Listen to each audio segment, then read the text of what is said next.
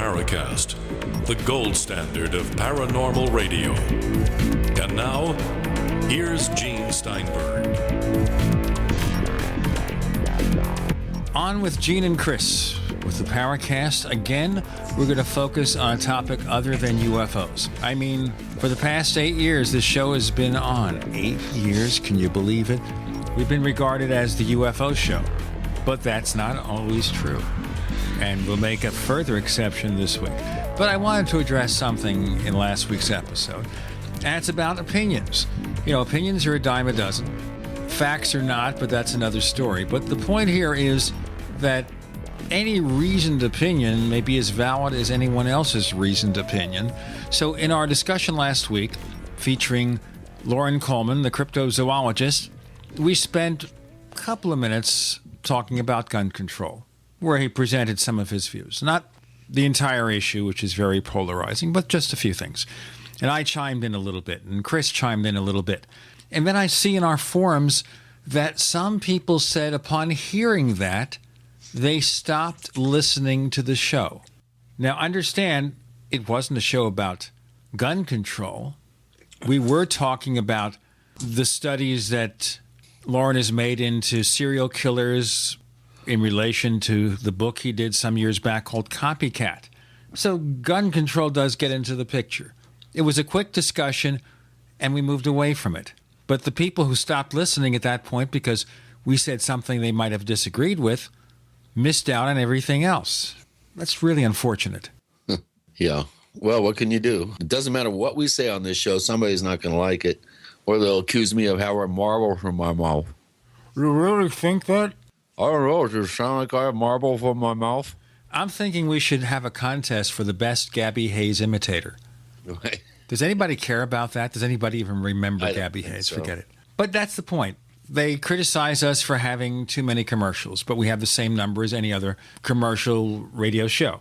I mean, some have asked us, and I'll address this very quickly, some have asked us if we could offer an ad-free version for a premium price.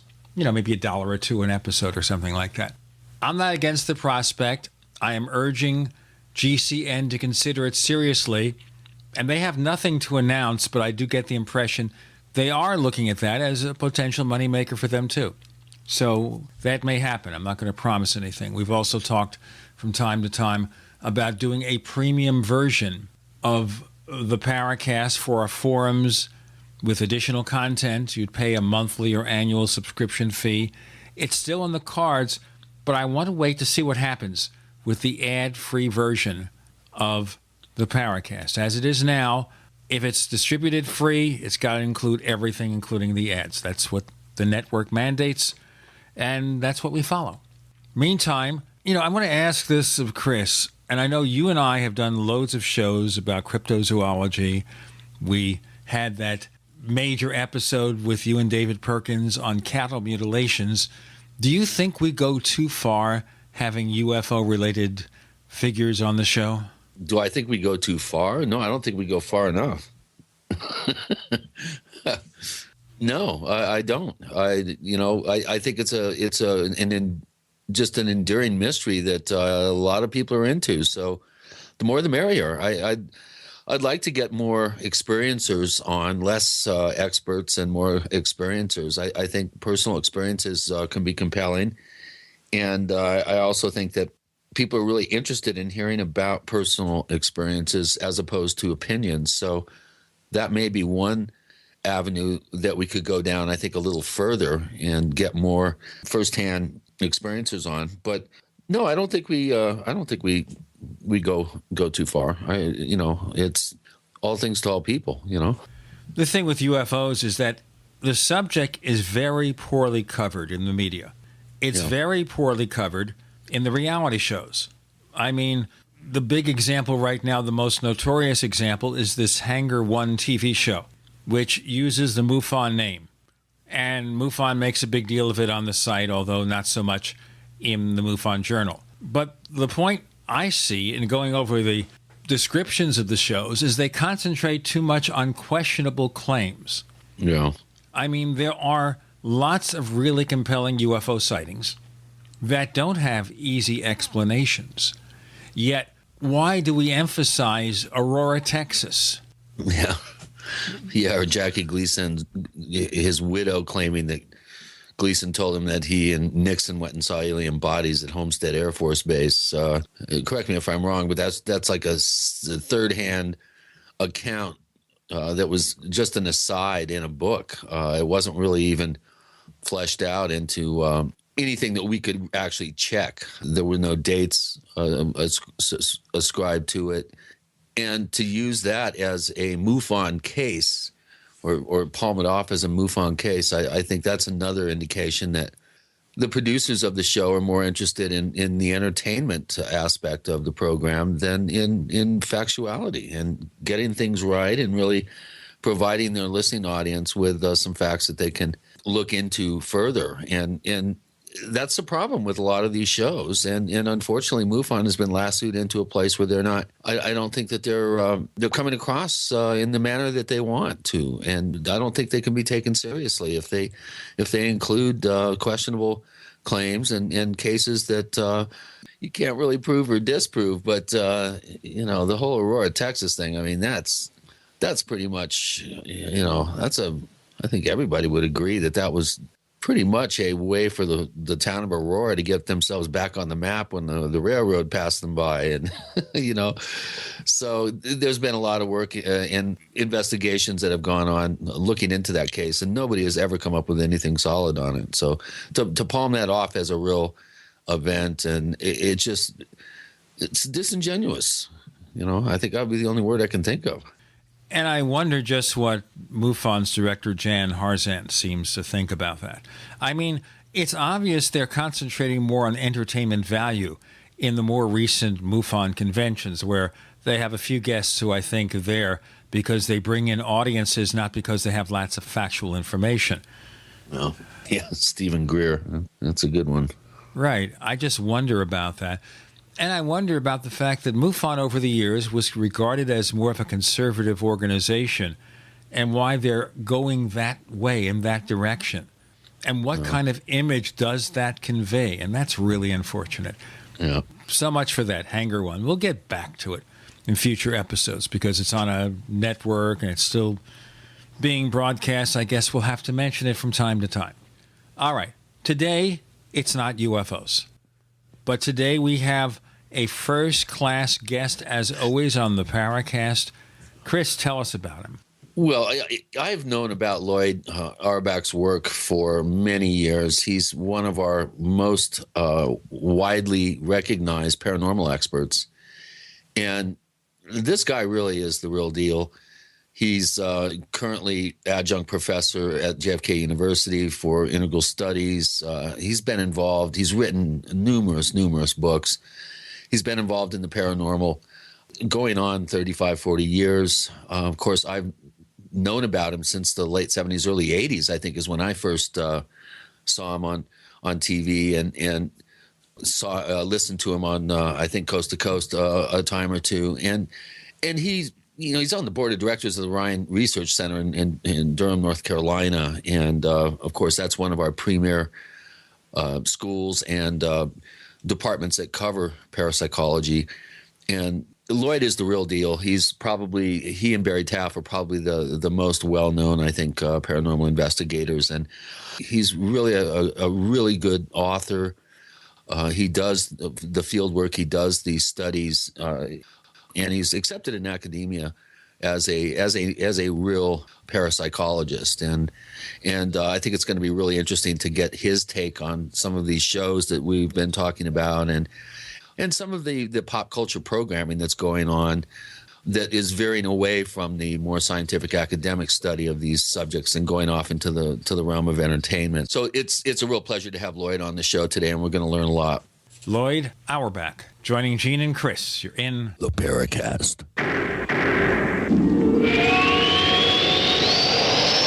First came Attack of the Rockoids, and it was a critically acclaimed success. And now there's The Coming of the Protectors. A former military intelligence man is contacted by a space woman in a dream that turns out to be a nightmare because evil forces on her distant planet are planning to conquer the Earth. This is gripping science fiction of the classic kind. Attack of the Rockoids and The Coming of the Protectors. Find out more at rockoids.com. That's Rockoids, ROCKOIDS.com. So here's what happened. I was placing an order online. The site went down. It took hours before it returned, but I'd already placed the order with another company. If your site goes down, you could lose business. And if you have a business or personal site, you'll want to know it's easy to run and it will stay online. At iWeb, your site is hosted on one of the most reliable networks in the world. Talk to a sales rep at iWeb.com. Use the promo code TechNightOwl for a special discount. Mike Stenerson for Midas Resources. At no time in history have precious metals been more important, certainly not in my 22 years in the industry. The dollar has lost over 90% of its value in the last 60 years. No fiat currency has ever survived the government printing presses. Ours is not immune. The time is now to be proactive. 1-800-686-2237, extension 116. Anything tied to the dollar is at risk. CDs, annuities, 401ks, IRAs, stocks, bonds, you name it, so decide. Do you want to leave a legacy of wealth or debt for your family? The choice is yours. Call me at 1-800-686-2237, extension 116. That's 1-800-686-2237, extension 116. Be proactive, not reactive. Call 1-800-686-2237, extension 116.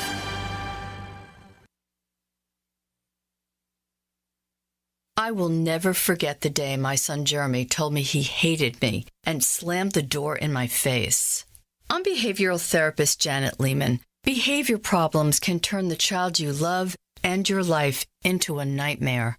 That's why my husband James and I created the Total Transformation, the step-by-step program that shows you how to fix the worst behavior problems and get your child to respect and listen to you again. No matter what the behavior, defiance, backtalk, angry outbursts, disrespect, we can help you stop it. Now you can get the Total Transformation for free. All you need to do is get the program and let us know how it works for you. You can keep it forever for free. Limited number of free programs available. Call now. 1-888-912-1595. 1-888-912-1595. That's 1-888-912-1595. 1-888-912-1595. There are many things the human body can do very well, but maintaining the proper pH level isn't always one of them. That's where AlkaVision Plasma pH Drops can make a world of difference. AlkaVision Plasma pH Drops helps your body do what's natural. Just a few drops a day helps rid your body of harmful waste and acid while promoting health and restoring vibrance and energy. Alkalizing boosts your immune system and can help fight headaches, irritability, cramping, and insomnia. Alkalizing also helps the body fight depression and even bone loss. To learn more about the importance of alkalizing and how you can find life-changing and vital balance, please visit AlkaVision's brand new website at alkavision.com. Same great products, but now easier to use and more informative than ever before. To get your very own Plasma pH Drops for just $29.95, call 800-518-7615 or visit alkavision.com. That's ALKA vision.com. Alkalize your body and supercharge your health at the new alkavision.com. We'd like to hear from you. If you have a comment or question about the Paracast, send it to news@theparacast.com. That's news@theparacast.com. And don't forget to visit our famous Paracast community forums at forum.theparacast.com. On the Paracast this week, we welcome paranormal researcher Loyd Auerbach.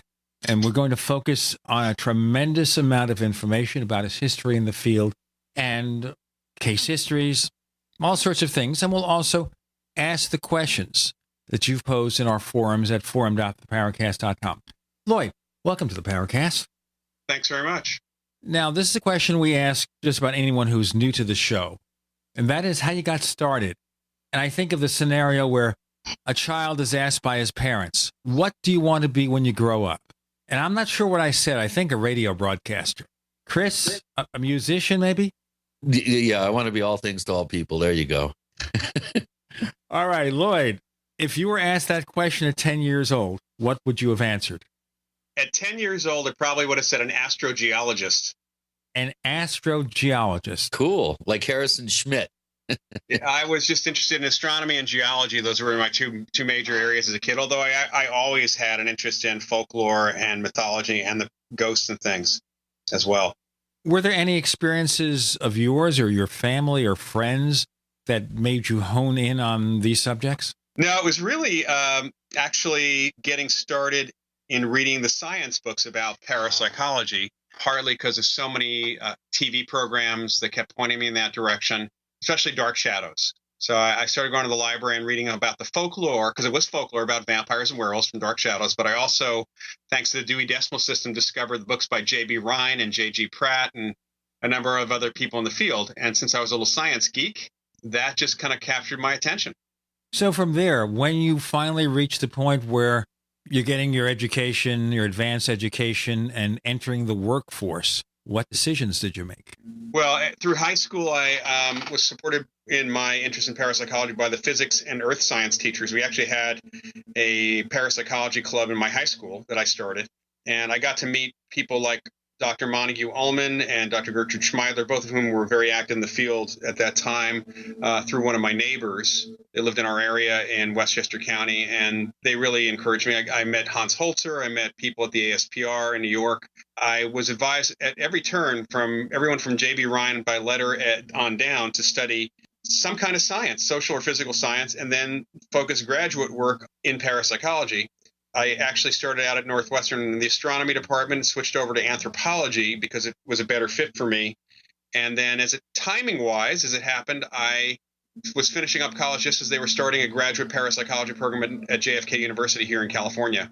As I was going through, I originally intended to be a researcher in the laboratory, although I was very interested in field investigation and did a number of field investigations as well. By the end of my education, I realized that I wasn't really interested in sitting in a lab doing trials and runs of experiments as much. And when I got out, because my family has significant background in television and radio, I found myself in a position to get a consultant's job at the American Society for Psychical Research, pretty much almost out of grad school, helping with media outreach and public outreach for the ASPR. Just parenthetically, in what years were you at Northwestern? I was there 74 to 78. Wasn't that around the time Dr. Hynek was there? Well, actually, that's kind of the reason why I went to Northwestern when it came right down to it. I was also interested in UFOs at the time. And as I was visiting colleges for astronomy, because I was interested in figuring on going for astronomy, as I was looking at astronomy at Northwestern was kind of at the top of my list of universities coming from the New York area, partly because my uncle had gone to school there, and partly because after visiting the school, it was the most beautiful place I'd been to, most beautiful school I'd been to.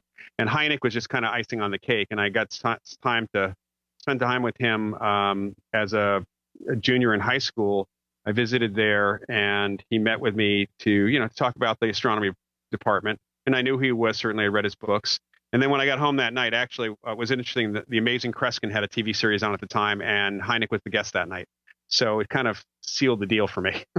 Okay, but you moved away from UFOs? Yeah, I totally moved away from UFOs. Yeah, I still had an interest in it through college, and I even volunteered at the Center for UFO Studies in his house for the first year. But frankly, I just couldn't. The bandwidth is not there to study UFOs and parapsychology, whole hog.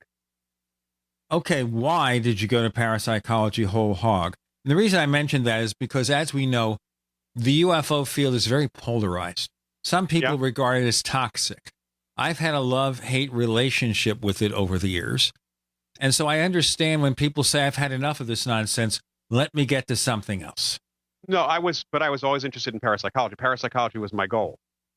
UFOs were just an interest. So it really was not that I was switching from studying UFOs to studying parapsychology. I was always going for parapsychology. Specifically, what types of events most attract your attention? Well, I'm actually more of a generalist in the field, and although I'm known for being a field investigator and researcher, looking at apparitions, hauntings, and poltergeists, and those certainly hold my attention, I'm pretty much a generalist. I'm interested in all forms of psychic experience, and I've written about all forms of psychic experience pretty much over the years and done some research in a number of them. And I teach parapsychology and have been since '83, again, on pretty much all forms of psychic experience and research and such. That's also interesting in relationship to the UFO thing, and that is you don't see much academic attention, serious academic attention at real institutions about UFOs, but you do see general parapsychology studies. Actually, you don't see parapsychology studies at institutions in the United States. But obviously you found places that did do that. John F. Kennedy University has been the only accredited master's program in parapsychology in the U.S. Pretty much ever. And unfortunately, because of financial and some political issues in the late 1980s, the program ended. The only other person who got a parapsychology degree at all in the United States was Jeffrey Mishlove, who actually worked out an independent study at UC Berkeley. And during his dissertation panel and the final panel, they pretty much made the announcement they're never going to do it again because it was too controversial. And we actually tried. I'm also on faculty at a small school called Atlantic University, which is mainly transpersonal psychology. It's out of Virginia Beach. I teach an online parapsychology class.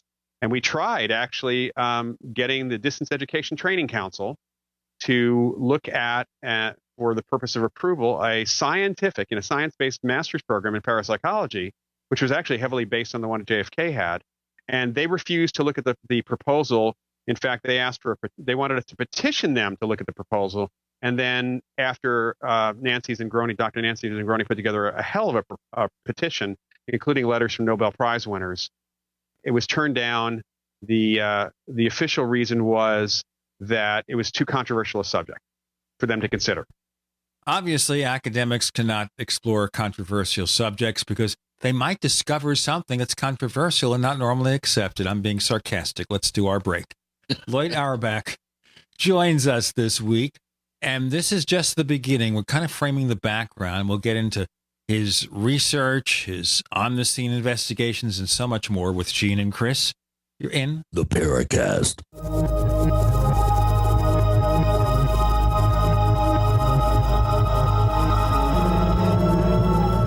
We are the premier independent talk radio network, the Genesis Communications Network, GCN.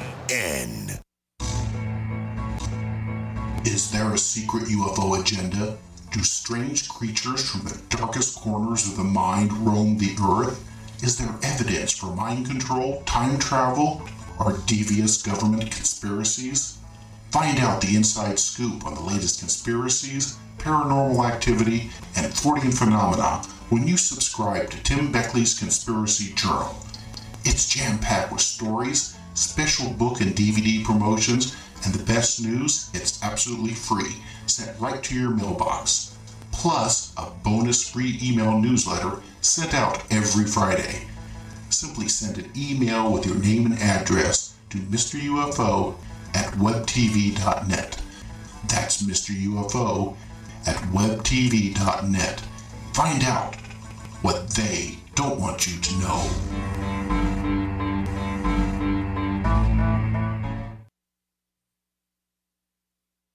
Great news, pure water lovers. BigBerkeyWaterFilters.com has a special discount offer for all GCN listeners. You can't do better than a Big Berkey for economy. For only 1.7 cents a gallon, a single set of filters can last for 5 to 10 years. There's none better than a Big Berkey for emergency preparedness as a backup water source. And you just can't beat a Big Berkey to remove dangerous chlorine, all types of fluoride, pathogenic bacteria, cysts, parasites, and unhealthy byproducts from municipal water. Berkey water filter systems are even powerful enough to purify stagnant pond water. For the gold standard in water filters, get a Big Berkey at BigBerkeyWaterFilters.com. And all GCN listeners get 5% off all ceramic filter systems. For details, call 1-877-99-BERKEY. That's 877-99-BERKEY. Big Berkey Water Filters, for the love of clean water.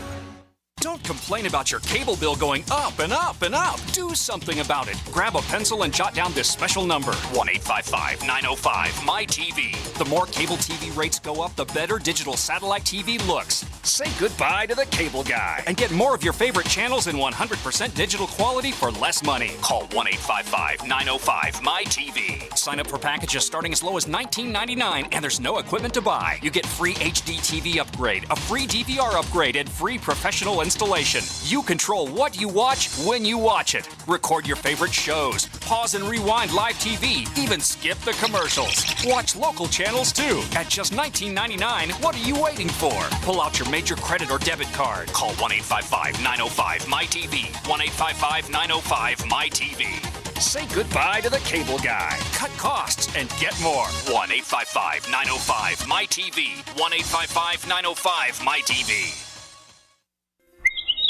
Springtime is save big time at Herbal Healer Academy. Long-term customers know spring is the time to stock up at herbalhealer.com.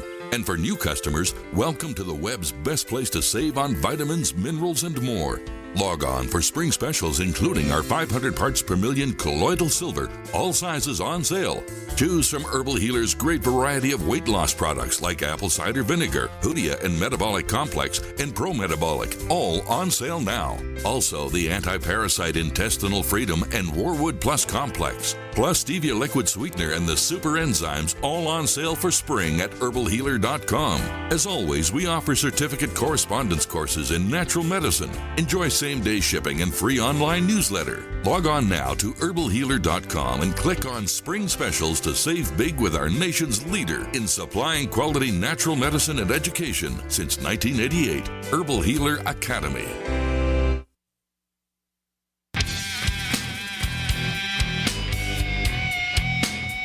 This is Kurt Sutherland, the author of UFO Mysteries, and you're listening to the Paracast. Loyd Auerbach is joining us this week. We're going to focus on his parapsychology research, and we're starting up here with his background and the fact that he's one of the few academics involved in this subject. Does that make it easier for you to reach out to people in doing research? Well, it depends on what you mean by reaching out. There's no funding to speak of for my work, which is field investigation. There is very little funding for even the laboratory research here in the United States. So I can't say it's easy to reach out. It's easy for pretty much to reach out to the general public, but to reach out to other folks in other fields of science, there is so much academic prejudice that even those people who have privately told us, either individually or as a group, that they're interested in the subject and interested in looking at the questions, they can't admit it in front of their colleagues for fear of ridicule and even losing their jobs.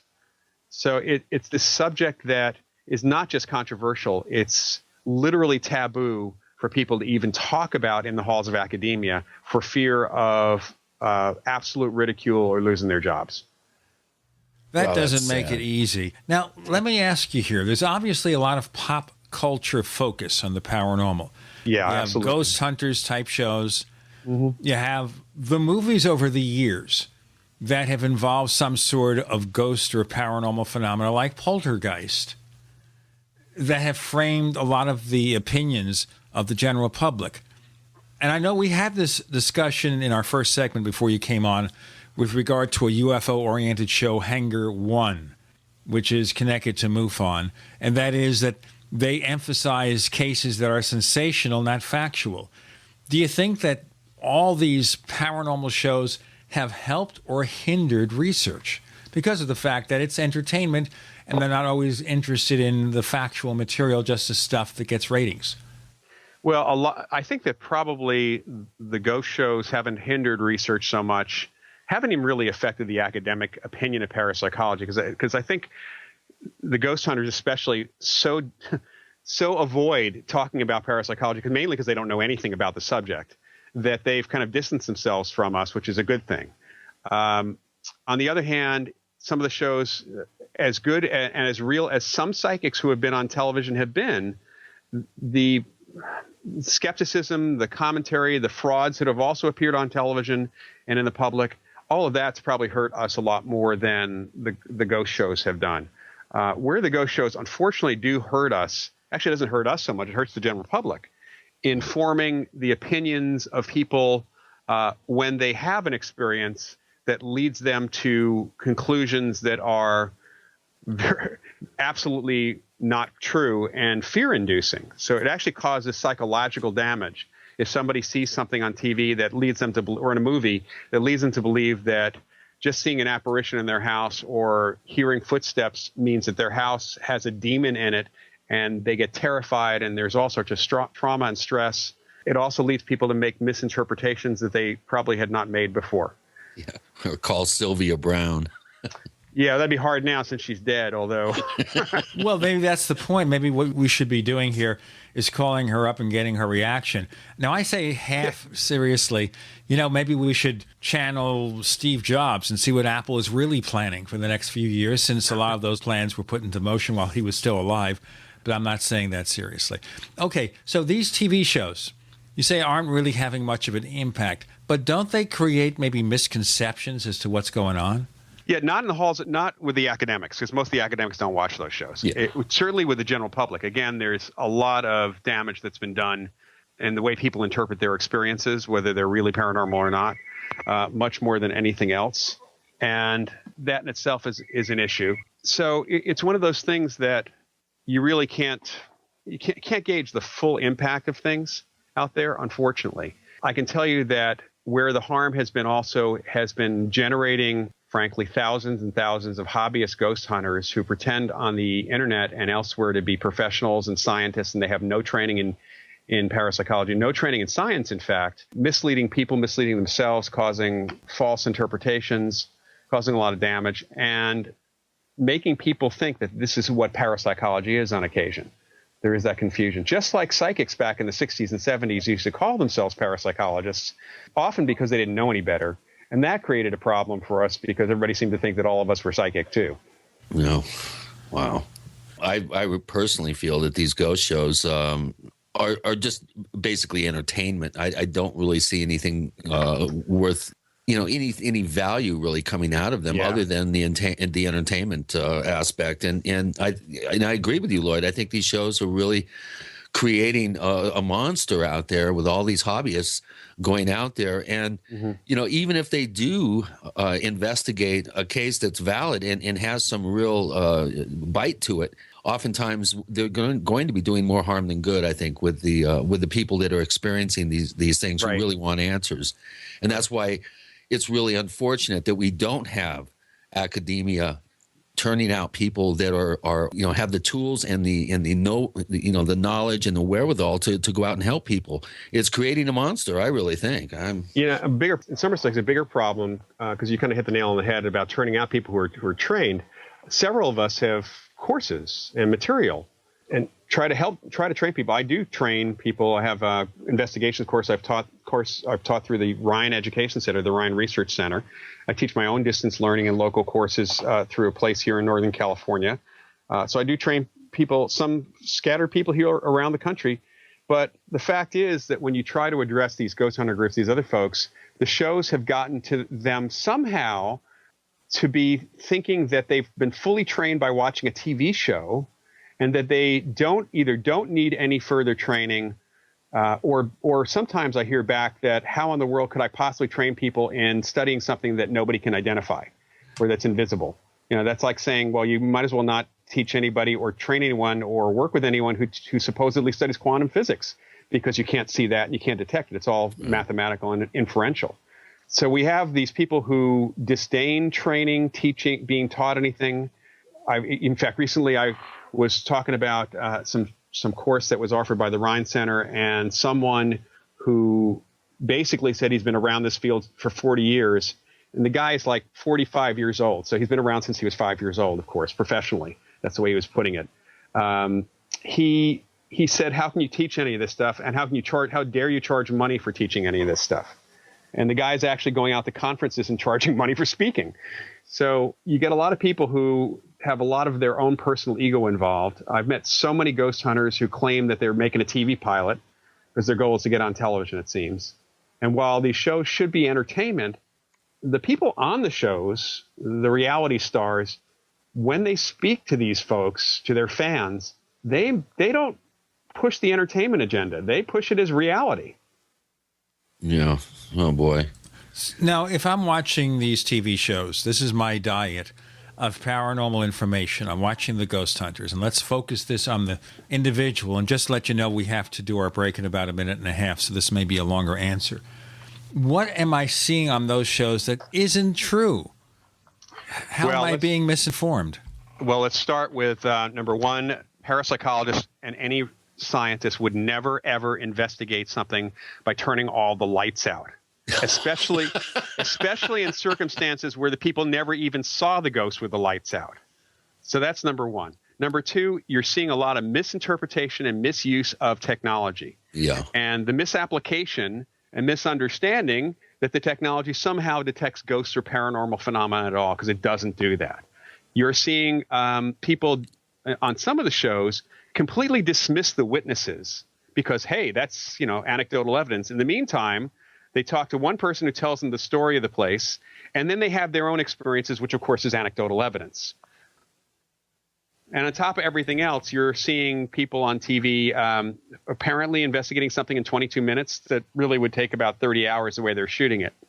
Well, they have to compress it. Of course they do. They have to compress it. They've got to fit this into, as you say, 22 minutes for a half-hour show, 43 minutes for a one-hour show. Look, from beginning to middle to end. Let me break. Okay. Loyd Auerbach is joining Gene and Chris. We're talking about the paranormal because you're in the Paracast.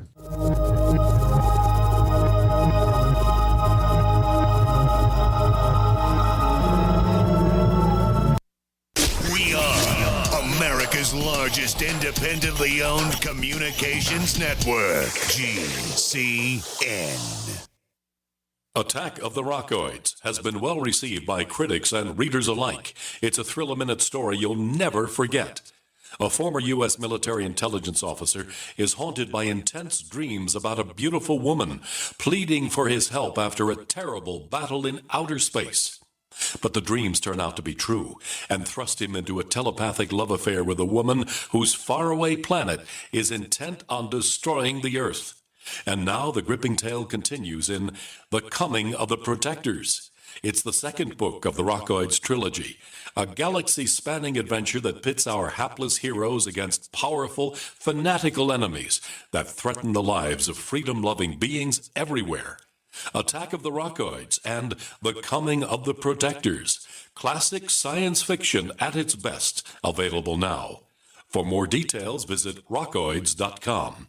That's ROCKOIDS.com. Hey everyone, have you heard about the No hair removal device that's sweeping the globe? If you want to go weeks without shaving and get smooth, professional quality results, here's our favorite host, Cheryl, for No hair removal. Thanks. Hey gals, I love talking about my No. It's this cute little hair removal system that you can take with you and use almost anywhere at home or on the road. No more expensive in-office treatments, painful waxing, and no more wasting your valuable time. Got unwanted facial hair? No has patented thermocon technology that works on all hair and skin colors, so it's perfect for using on all body parts. And now you can take advantage of this incredible risk-free trial. Get the No, the facial kit, a travel case, and a $100 discount shopping card, and you don't risk a penny to try it. Try the incredible No hair completely risk-free. Call 1-800-953-6062. That's 800-953-6062. 800-953-6062. It's hard to imagine when things are going reasonably well, just how quickly things can change. But what would it take? Economic collapse? Massive crop failure? Chemical or biological attack? So many situations could find you in the grocery looking to pick up food for your family only to find that the shelves are empty. There's nothing. Don't let that happen. Act today to make sure that if it ever comes to that, you and your family will be provided for. Visit freezedryguy.com to look at the wide variety of survival foods available. Freeze-dried foods from the Freeze Dry Guy store longer, rehydrate faster, are nutritionally superior to, and taste better than any other long-term storage food available. Visit freezedryguy.com or call toll-free 866-404-3663. freezedryguy.com. Ouch! My back is out again. Hi, Dr. Ortman with Wellspring Spinal Care. If you're experiencing neck, mid, or lower back pain, this information is for you. One of the complaints that I hear is patients receive their typical adjustment, only having to repeat them as the pain returns. Putting the bones back in place is only half of the battle. At Wellspring Spinal Care, we have the entire solution. We use the NUCA approach, utilizing three-dimensional x-rays and gentle touch technology to deliver specific correction. We then design a custom nutritional supplement program which provides essential nutrients targeting the areas of concern. With a NUCA approach and proper nutrition, you'll be on your way to a faster and more permanent recovery. To get you on the road to wellness, visit drortman.com. That's drortman.com, or call us today, 952-303-9124. That's 952-303-9124. Wellspring Spinal Care, chiropractic done right.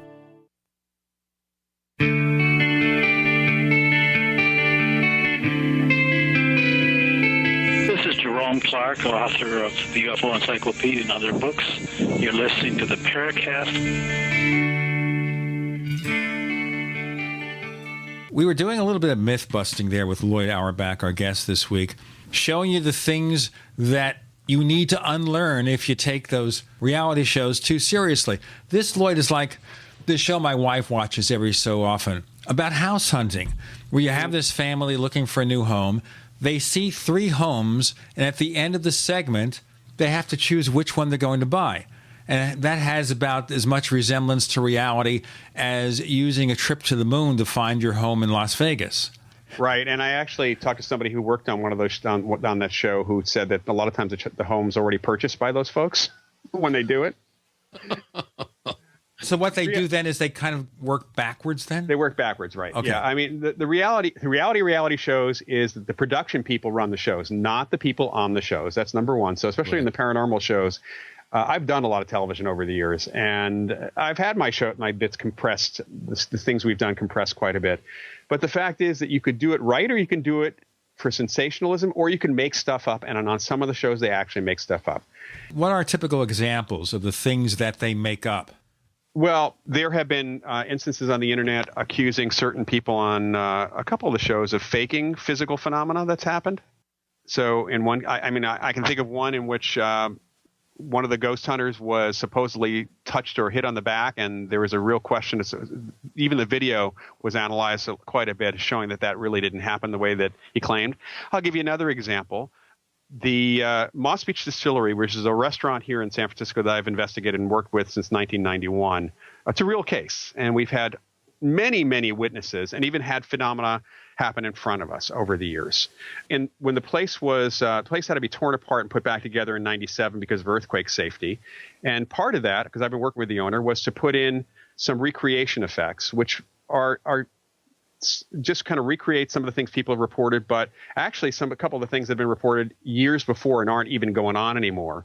And we set them up so that we knew exactly where they were, and they weren't in the spots that people had seen the ghost or seen the ghost do these effects. And anyone who actually looked at these things would know right off the bat they were special effects. It was kind of for fun and to kind of, as the alternative to what the owner had originally asked me was, how do I get, he wanted me to ask the ghost to do more stuff. And since I couldn't hire the ghost to do that, it wasn't really useful.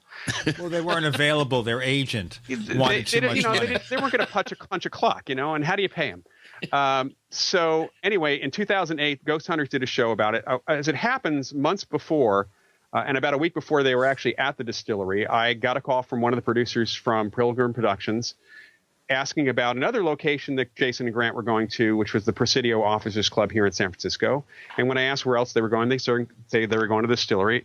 And I said to the guy directly, I said, you guys know all about the special effects. Make sure that they're all turned off. And he said, yeah, we know all about those. So the show goes on, And they pretend like they don't know anything about the effects, which, by the way, a Google search would have brought up reference to the effects in the 8 of the top 10, the first 10 stories that came up, and everyone in the Bay Area pretty much knew about them. So they claimed they didn't know anything. They turned the show into a show exposing a hoax, that the owner had deliberately invited them there to fake out ghost hunters to get more publicity. And the truth is so far from that. It's crazy because, first, A, it was not a secret. B, the owner didn't invite them. The production people scour the locations. They find locations. They also, Jason and Grant found, one of the first things they found was the only effect that actually wasn't turned off was one that only triggers if you open the ladies' room door a certain number of times. It was a giggle out of a speaker above the door and then a face appearing in a mirror, which is clearly not a real face. And they found the speaker for the giggle, and then they start looking through the ceiling, and they claim that they found special effects speakers throughout the restaurant. They actually found the PA system of the restaurant, which is where you pipe music in. They didn't find anything else. And there was a lot of bogus stuff that they did. They even broke a couple of effects, according to the owner. So that was a situation where they absolutely, either they didn't have anything happening, so they had to have a story, or this was just simply a good example of them showing, hey, we expose fraud wherever we can. In the meantime, they didn't expose any of the special effects at the Queen Mary that are on their paid-for ghost tour. Wow. Which is actually where we got the idea for the effects. Wow. Queen Mary. So it was selective, and the distillery actually suffered quite a bit. The place was egged. They got phony reservations. They got hate calls. I got tons of hate mail because I was basically blogging at the time I was watching the show, explaining what was going on and basically saying, how is it that they, in every other place they do research, this place they didn't do any research, and now they're saying that it's not worth doing research because you don't want to be biased when you walk in. So I kind of called them on their crap. Yeah, and it's like the pot calling the kettle black here. It's crazy. It's crazy. And the problem is that this could have been completely done by the production people. Jason and Grant and most of the other folks on these shows have essentially ironclad non-disclosures. They can't disagree with the show. Well, that brings to mind this other show that we mention from time to time, a one-season program called Chasing UFOs, where one of the co-hosts, James Fox, who has done some really great work with documentaries and is currently working with Tracy Torme to do a new documentary about UFOs called 701, he basically attacked the show and attacked all the excesses and the errors, and one of the other co-hosts did that as well. Yeah. Right as the show is coming out. I mean, it was like the second. I'm sure they took a chance that they wouldn't be sued, and that's good that they haven't been, because there have been threats of lawsuits consistently. And in fact, the newer releases that these shows are putting out, I've actually not done a few interviews because the release forms were frankly not only insulting, saying that, you have to know that we may be humiliating you and that you're okay with that.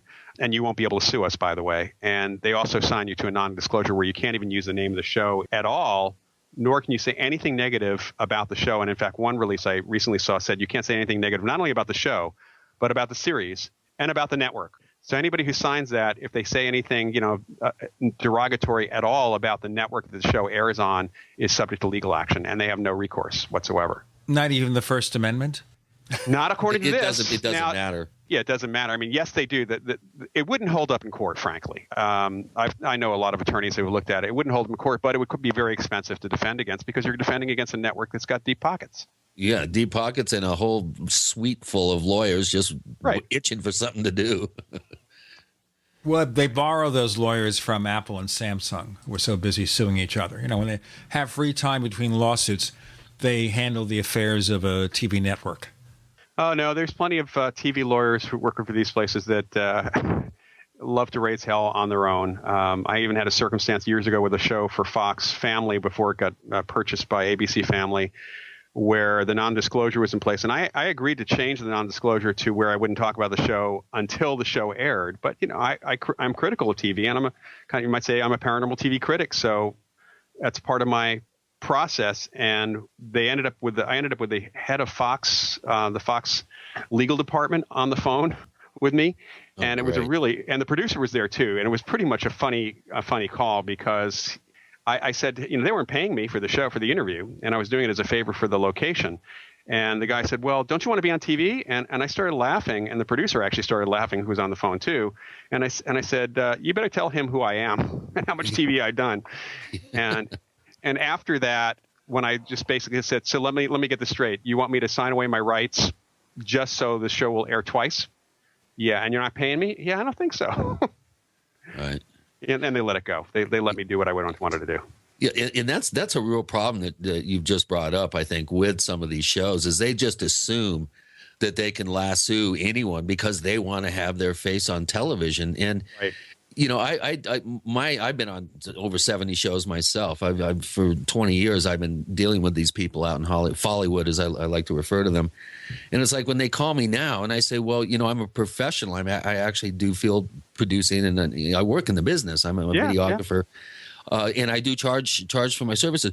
Oh, really? Well, don't you want to be on TV? And I always tell them I used up my 15 minutes of Warholian fame 20 years ago. I don't need to be on TV.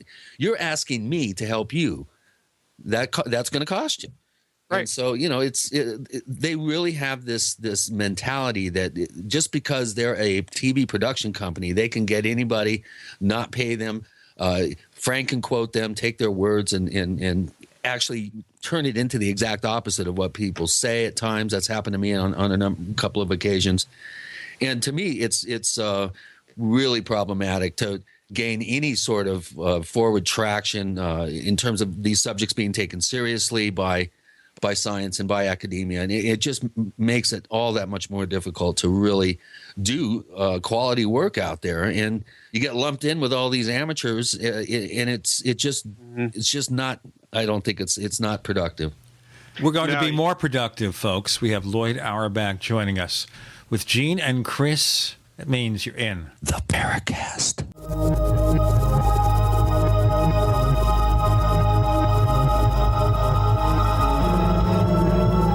A little right, a little left, but always independent-minded.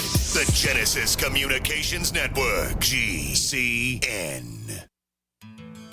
If you own a business, you need customers, right? Well, your potential customers are listening to this radio program right now, and I can help you reach them. Hi, I'm Matt Brower, a national marketing executive at the radio network responsible for this program. I can help you customize a national radio campaign that fits your budget, large or small, while targeting your specific audience. Contact me to learn how radio advertising can make your business more profitable. mbrower@gcnlive.com. That's mbrower@gcnlive.com. Hi, this is Ted Anderson. Have you ever wondered why banks, stockbrokers, investment advisors won't talk about gold IRAs? They've been available since 1986, yet the financial industry won't recognize the value of gold for your retirement. Gold has outperformed paper investments, yet no word about IRAs. If you would like to have gold for your retirement, call 800-686-2237. Don't get left behind by rising inflation and low returns. Call 800-686-2237. Secure your future and call 1-800-686-2237. Question: could too many GMO foods and toxins be overloading your digestive and immune systems? Answer: yes. If you're searching for a powerful detox that's gentle enough to use every day, use Pro EM1 from Terraganics. Pro EM1 is a powerful liquid probiotic that uses good bacteria to suppress pathogens and gently eliminate toxins from your body. A healthy digestive system will cleanse and remove toxins, support weight loss, improve absorption of food nutrients, and aid in controlling yeast and other infections. Pro EM1 is made with only non-GMO and certified organic ingredients, has no preservatives, and is dairy, soy, wheat, and gluten-free. Pro EM1 is the key to your digestive health. Order Pro EM1 Daily Probiotic Cleanse at Terraganics.com, spelled Terraganix.com, or call toll-free 866-369-3678. That's 866-369-3678. Also available through Amazon Prime. Pro EM1 from Terraganics. Life's getting better.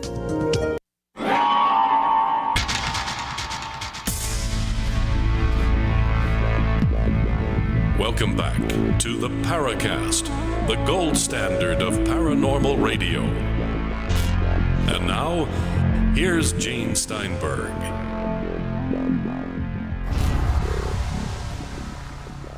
Loyd Auerbach is myth-busting. He's a paranormal investigator and academic, and we're looking over the problems with the media. with reality shows. And Chris, of course, was talking about his experiences on TV where the things he says, well, they're twisted around. Like he was talking about on one particular show, something happening in the mysterious valley. And by the time he sees the show, it's been moved to Sedona, the entire event. Loyd, you had a response to that before our segment ended. Yeah, people on these shows are going to do whatever they want. The reality shows, which are very different than news shows, they're supposedly going for entertainment, but they pretend like they're doing journalism. I've actually had people, because you were talking about charging for time. I mean, when I've been presented with these more recent release forms that are kind of, like I said, insulting and restrictive, I've pretty much turned around and said, I'm happy to sign this as is, provided you pay me a significant amount of money. I mean, I can be bought. We can all be bought, of course. And, I usually cite an outrageous amount that I know they're never going to go for. But it really boils down to them treating experts as if they are as crazy as some of the people that they interview. Because let's face it, some of these shows find crazy people who have experiences, not just average people who have experiences. And these release forms were actually designed for people who have experiences, who are the targets of the reality shows, and people who have actually not followed the non-disclosure because they were so mad that their story was changed, just like you were talking about Chris, the location for Chris's piece changed. When people see their story change, I knew this woman up in Oregon, Southern Oregon, who had a friendly ghost, and then she had something negative in her house, like a negative energy, and they had Paranormal State come to her house. And they changed the whole story. So now the nice ghost that she's been talking to consistently became the evil ghost. And there was some demonic overview mentioned, and there was some stuff, physical evidence that seemed to be fake according to her. She came out and started talking about it once the show aired, and they started threatening her legal action. But it turned out that they had not had her sign the appropriate release form, so she was not as restricted as they said she was. Oh, That must have been just a wonderful thing to do, though. Getting back at these sharks. It's amazing. They claim that they're well-intentioned, and perhaps some of the people who are on the shows are well-intentioned, but the shows, they just are about producing the shows. I mean, let's face it, production people. My father was a television producer for NBC Sports. My uncle was a director for CBS and ABC. I've got a brother who works at the Today Show, another brother who cuts movie trailers. I mean, I have an uncle who's a former newscaster from radio newscaster in New York. I've been around this since before I was born, actually. And I've talked to people at all levels, and I understand that they want to make a show that's entertaining, but they're sacrificing the people who are providing them with the story. They're making them look bad, or making the story look inaccurate, or causing problems for them, for the benefit of their production, which frankly is not as entertaining as they think it is. Obviously, there are people who do find it entertaining, or at least they find it real, so they watch the shows religiously. But personally, I don't find any of the paranormal TV shows entertaining. I find some of them interesting, the ones where people themselves tell their own ghost stories. Those are more interesting to me. Well, I kind of think, though, a lot of people watch this just to have something on the tube. And they don't care whether it's factual or not. What worries me, and we'll get on to other subjects, there's a lot more to cover. What worries me about this is that this reality show mentality is infusing cable TV news, which also becomes a reality show. So you want to learn about the events of the day, but you're seeing it through the skewed eyes of a marketing department that wants to tailor the news to fit your political belief, depending on what that political belief is, to feed you raw meat as to what you think should be happening, whether or not it's true. My wife and I were just watching The Daily Show the other night. We realized that it's really sad that we're getting our real news from a fake news show and the fake news from the real news shows. It's kind of ironic. I think most of the kids out there actually get their news from the Daily Show. I've heard this time and time again. Yeah, I tossed my satellite receiver out the door 7 years ago. I refuse to have broadcast television in my house. I just can't. I can't take it. Local news can be really good or bad depending on who the reporters are. But the thing about the Daily Show and shows like that is that they make people question. They're trying to get people to actually question what they see, which I think is the ultimate goal, or should be the ultimate goal of any show like that. With intelligent skepticism. Okay. Yeah. Let's go away from the TV shows and the reality shows, and let's look into one thing you mentioned before, that a lot of people are going out there doing ghost hunting, and haven't a clue of how to investigate anything. Maybe they learned their lesson from watching the show. So if someone wants to actually become a ghost hunter, there's some paranormal events of some sort in their locality, and they want to find out what's going on. Is there a place they can take the course? Is there a place they can study? What should they not do?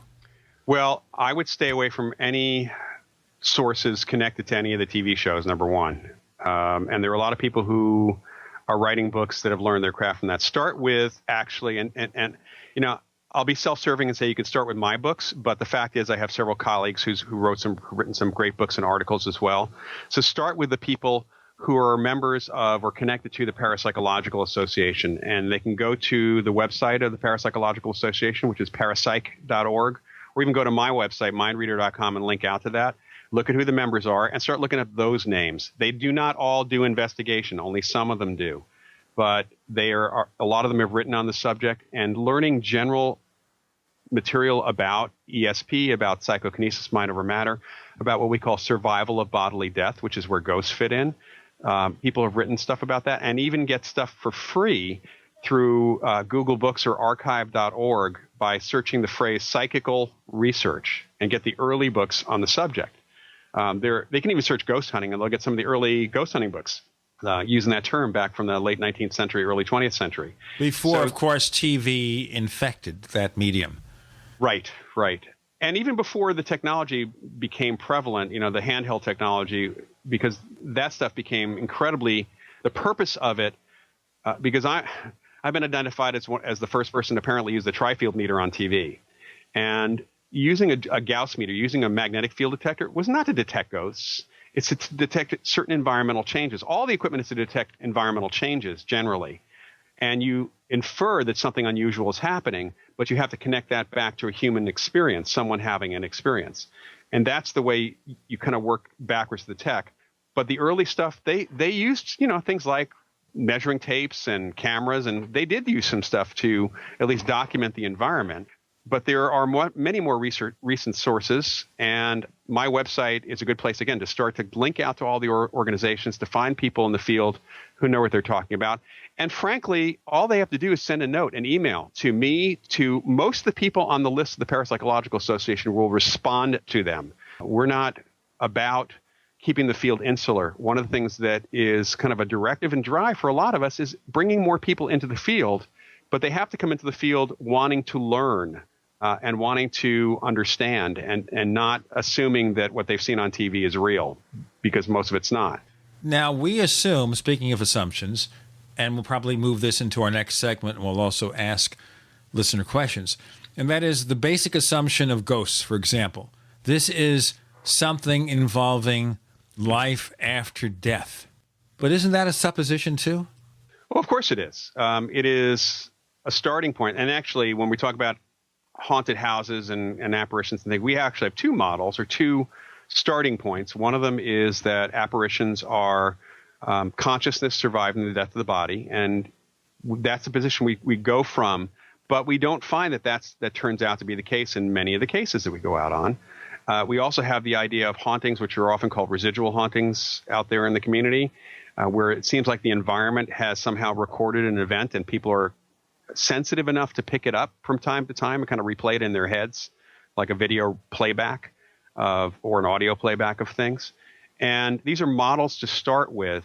However, every parapsychologist going into an investigation, even if we think that it's an apparition or think that it's a haunting or think that it's a poltergeist, which is a completely different phenomenon altogether, we go through every reported event, everything that people report, to look for alternative explanations. Let's get into more of this in our next segment. Okay. Loyd Auerbach joining Gene and Chris. You're in the Paracast. Do you need a website? Well, you can get a great deal on hosting services with Namecheap's legendary coupon code. They're offering substantial hosting discounts on shared hosting, business hosting, VPS hosting, reseller hosting, and even dedicated servers. Namecheap is preferred by millions. It's backed by a money-back guarantee. Use the coupon code legendary to cash in on the special deal at Namecheap.com, Namecheap.com. First came Attack of the Rockoids, and it was a critically acclaimed success. And now there is The Coming of the Protectors. A former military intelligence man is contacted by a space woman in a dream that turns out to be a nightmare because evil forces on her distant planet are planning to conquer the Earth. This is gripping science fiction of the classic kind. Attack of the Rockoids and The Coming of the Protectors. Find out more at rockoids.com. That's Rockoids, ROCKOIDS.com. Adam Miller here with Midas Resources. Today, April 21st, 2014, gold opened at $12.98 80. A 1-ounce gold coin can be purchased for $13.46, $6.73 for a half ounce, or $3.36 50 for a quarter ounce. That's $13.46, $6.73, and $3.36.50. Hi, this is Ted Anderson. Have you ever wondered why banks, stockbrokers, investment advisors won't talk about gold IRAs? Wait a sec. Gold and silver is going up while Congress is trying to settle on the next debt increase. And there's no end to this madness. That old 401k and IRA can be converted into physical gold without tax consequences. I explained this in my book, 10 Reasons to Buy Gold. Don't let time slip away. Call for your free copy today, 800-686-2237. Get away from that Washington spin and get honest answers about gold. 800-686-2237. The book is free, 800-686-2237. This alert just came in. This special announcement is for business owners and leaders of organizations who've been waiting for the right time to build. General Steel has made it impossible to wait any longer with rock-bottom prices that could save you thousands. That's right, General Steel, America's leader in pre-engineered structures, is offering buildings at prices you will never see again. Don't miss these prices. A 50 by 100 for $35,000. You heard right, that's 5,000 square feet for $35,000. Manufacturers, if you need a larger building, try a 100 by 100 commercial building for $129,000. You can't afford to rent with these prices. Imagine a 70 by 100 foot church building for under $69,000. With the economy improving and interest rates still at historic lows, you can't afford to wait. So call 866-91-STEEL. Lock in your price now. Call 866-91-STEEL. That's 866-917-8335. If you're worried about your health and you're tired of the nasty side effects of harsh drugs or antibiotics, then look no further. Supernatural Silver is the answer. Supernatural Silver is a powerful immune system enhancer that can be used every day to help keep you healthy and well with none of those nasty side effects. It's extremely safe for use internally as well as topically. And Supernatural Silver is hundreds of times more effective than colloidal or ionic silver. It is perfect for use in the sinuses, eyes, ears, and on any wound or skin issue. Supernatural Silver is also extremely effective when taken orally and can help fight off bacteria, viruses, and mold that may be overwhelming your immune system. Go to supernaturalsilver.com, supernaturalsilver.com, and use the promo code SILVER2014 for 20% off of your entire order and give yourself and your loved ones a fighting chance with Supernatural Silver. We'd like to hear from you. If you have a comment or question about the Paracast, send it to news@theparacast.com. That's news@theparacast.com. And don't forget to visit our famous Paracast community forums at forum.theparacast.com. We're focusing heavily on myth busting and the nuts and bolts of paranormal investigation, as opposed to just case histories, and we'll have some of those, and we'll have some of your questions. But let's just move on a little bit here, because you brought up poltergeists, and we have these things that seem to move around of their own will. But one common theory is that's excess energy from young people at the puberty stage. Is that true? Well, that's the stereotype of that. And actually, I think Stephen King's book and movie Carrie were probably more responsible for that stereotype taking hold than anything else. Poltergeist cases do surround a living agent. This model of poltergeist goes back to Nandor Fodor in the early 20th century, who was a psychotherapist, psychiatrist actually, and a parapsychologist. And William G. Roll, actually crystallized that and came up with the term recurrent spontaneous psychokinesis, or RSPK.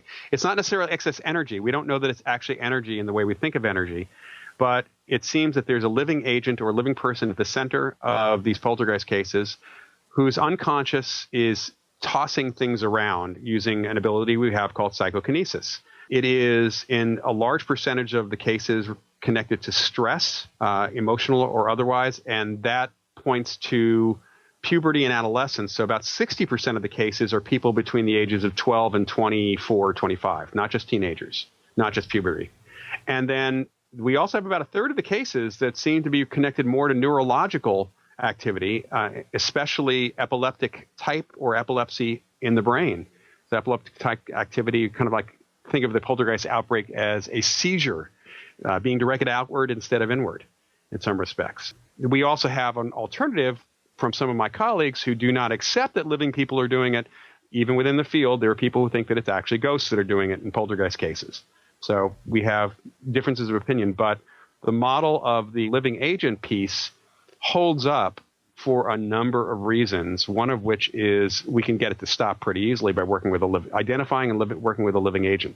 Conversely, is it possible then to trigger that effect and control it so we have some sort of telekinetic ability that we can harness when we want to? Doesn't that sort of follow? It sort of follows, and we've had cases in the past where people were able to control their abilities, the agents, for a time after the investigation. We had one at JFK, in fact, a woman who was a bartender who it kind of burned itself out, because it does tend to burn itself out after a while.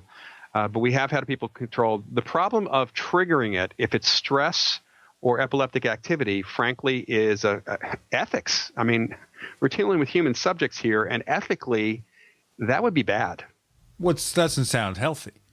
It's probably not. The poltergeist outbreak, interestingly enough, for epileptics, one of the things that's been reported is that during the time that the poltergeist activity or the PK activity is happening, the people don't have seizures, even if they're off their meds. So actually, it may be healthier personally for those people than otherwise. We don't know what the actual trigger in the brain is for that, because it doesn't happen to all epileptics, certainly. And for people who are stressed, some people seem to have that ability. And well, one of the things I teach in my classes, I have a whole class on psychokinesis, and I do teach a method of learning to do some PK, although it's nothing big, but it's kind of a starting point for people to kind of get the idea in. The courses that I teach kind of do include not just research, but also a little bit of practice for people to try things. And I teach them both locally and distance-wise otherwise, too. But isn't there the danger there of having it go too far? If we had poltergeist cases where it had ever gone too far, I'd say that danger is there.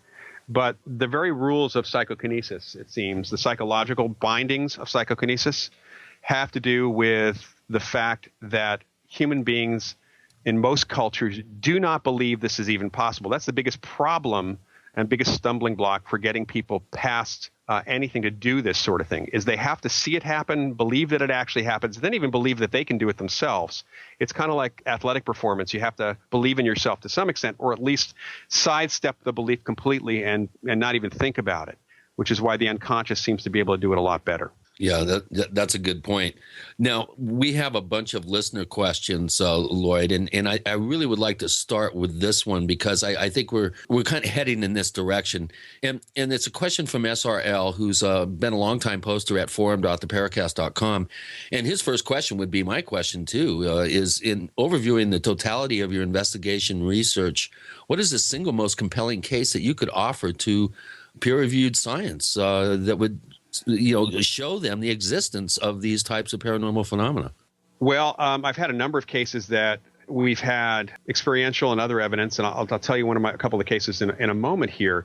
And peer review within my own field would be one thing, but we have, like I said, we have people in my field who have difference of opinion. We've got a group of folks in my field who do not believe in life after death, so I don't know that it would convince them no matter what. But I will say that the case I'm about to talk about has made some of those people even wonder what the hell's going on. That there may be something more going on here. So one of the cases that was probably the most convincing for me personally that ghosts existed happened in 1985, although the case had been going on for a year and a half. And the woman who was the ghost had died a year and a half before that, so 3 years before I was even involved. It was a family that was not afraid of the ghost that they were all seeing. It turned out that the mother, father, and son, and even the boy's grandmother were seeing the ghost separately and not talking about that with each other for the year and a half that they've been living there, and until the boy actually mentioned that he was not only seeing her, he was communicating with her. He was talking to her on a daily basis. Then the mother got a little concerned. Well, he's 12. Is he going to be okay growing up talking to a ghost, even though we know the ghost exists? So there was a little concern about that. That was not really a concern, as it turned out. And when I brought the two people with me to investigate, we were told by the boy who had the ghost with him, it was kind of like a sitcom. We're walking around. We don't see somebody. He's talking to somebody who's not there. He's listening. He's telling us family stories about this woman's life. He's telling us stories about the town, which we dismissed because he could have read those and learned those. We ended up sitting down in a semicircle with the mother, her mother, and the boy. The father was out of town at the time. We're able to actually direct questions at the ghost and have the boy, who is not a psychic or medium, although he was sort of acting as a medium, actually respond, or at least listen and respond. And it included questions about what she was and what happened when she died and why was she still there. And all of the answers were kind of shocking coming out of a 12-year-old because they were incredibly adult, number one, very insightful, fit models in parapsychology, actually going back quite a ways that would have been hard at that time to dig out unless you did a lot of reading and research, which he clearly had not done. And then I also got from him the woman's only living relative, who his mother had been trying to contact since the house was bought in an estate sale. But the attorney for this guy, because the guy was in an assisted living facility, blocked her at every turn. Now we have his contact information. I actually talked to him, went to visit him, and all the family stories that we were told, I could start one and he would finish it because they were all stories that the guy knew about or was involved in himself. So it was kind of, that was really important. And then on top of it, kind of the capper was each of us, the three investigators, myself and the other two, were asked a question specific to our drive from JFK University down to Livermore. So it was about a 45-minute drive. And we're going to have the answer in our next segment. That's the cliffhanger, folks. That's the entertainment factor. Loyd Auerbach joining Gene and Chris. You're in the Paracast. Independently leading the way for the nation. Compelling talk for every political persuasion. We are GCN.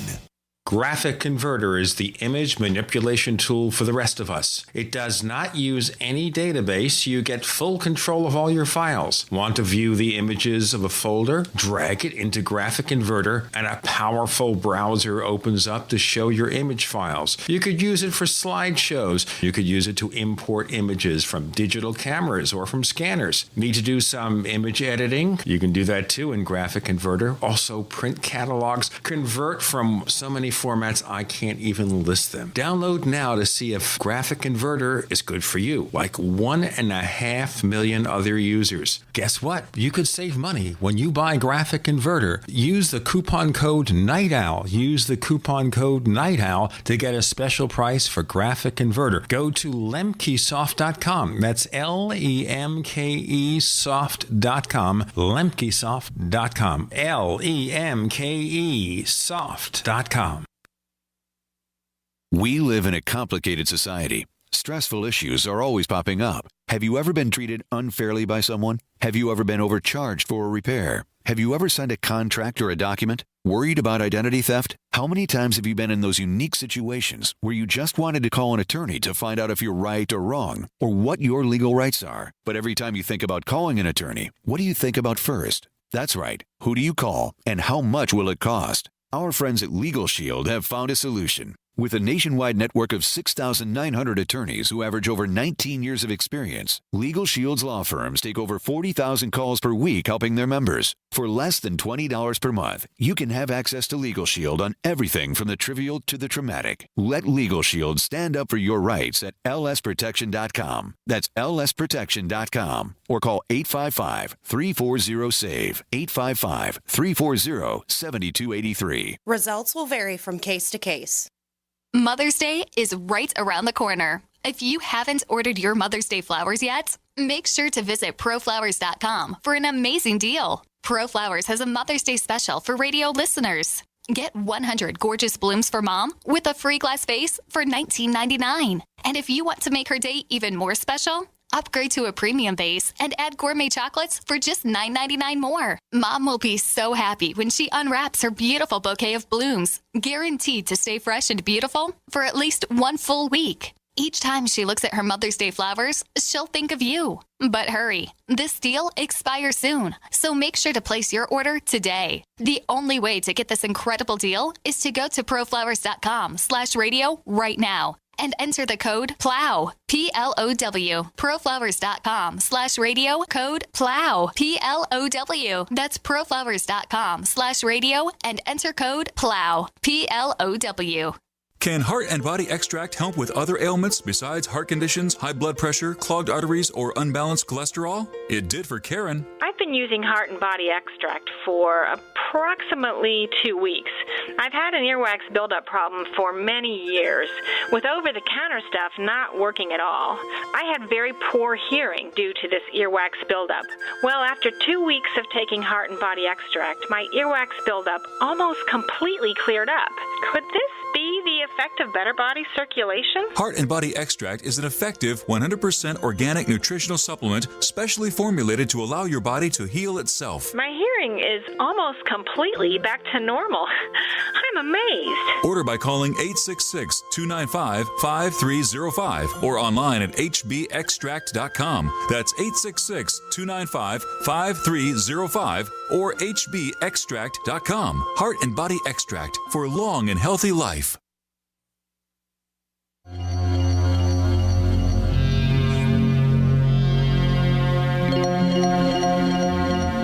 Hi, my name is Richard Dolan. You're listening to the Paracast.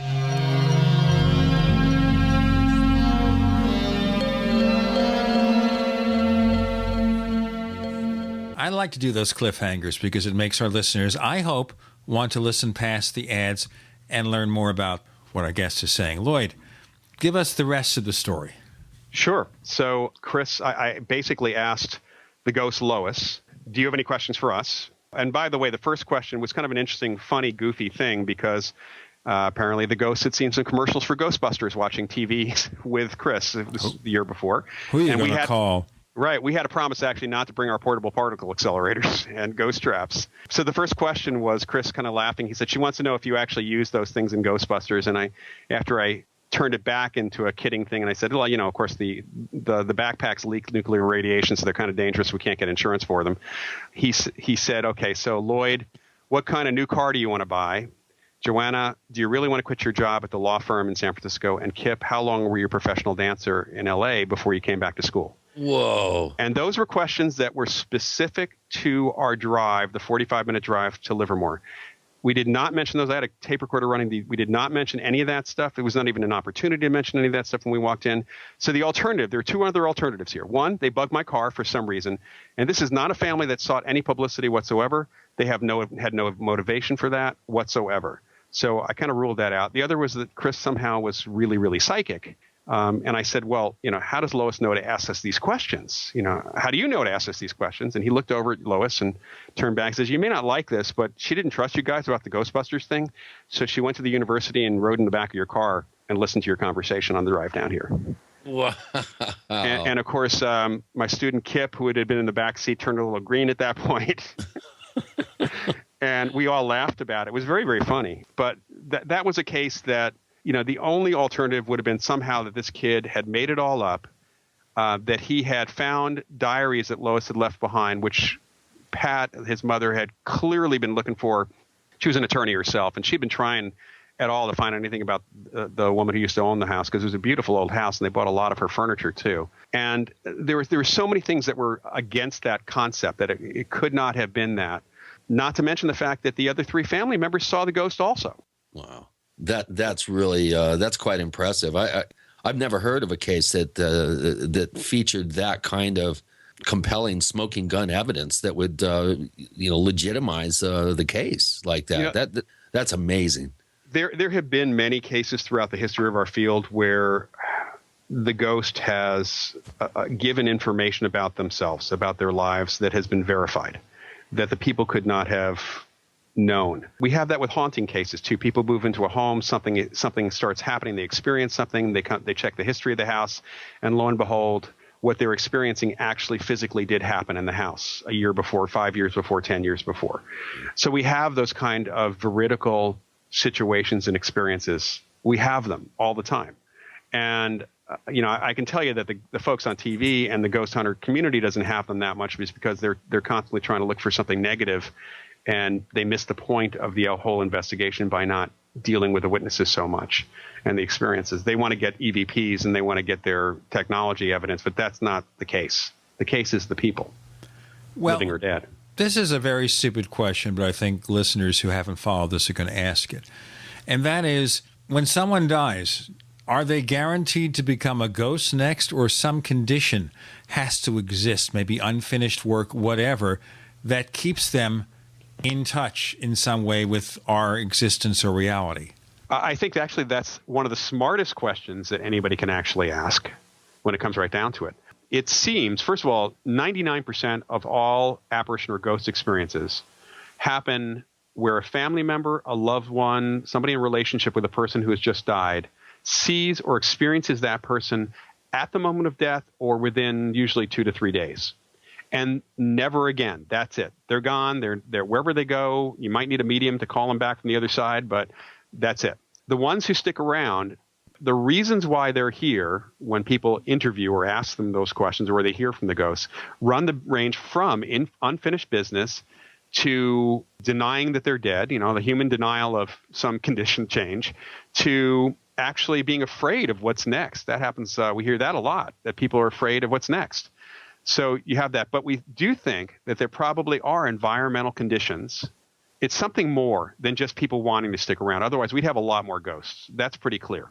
So there's something else, and it's probably environmental conditions. The greatest connection we've got here is with geomagnetic fields and similar fields in the environment. And so it may be that the conditions need to be right for somebody to stick around.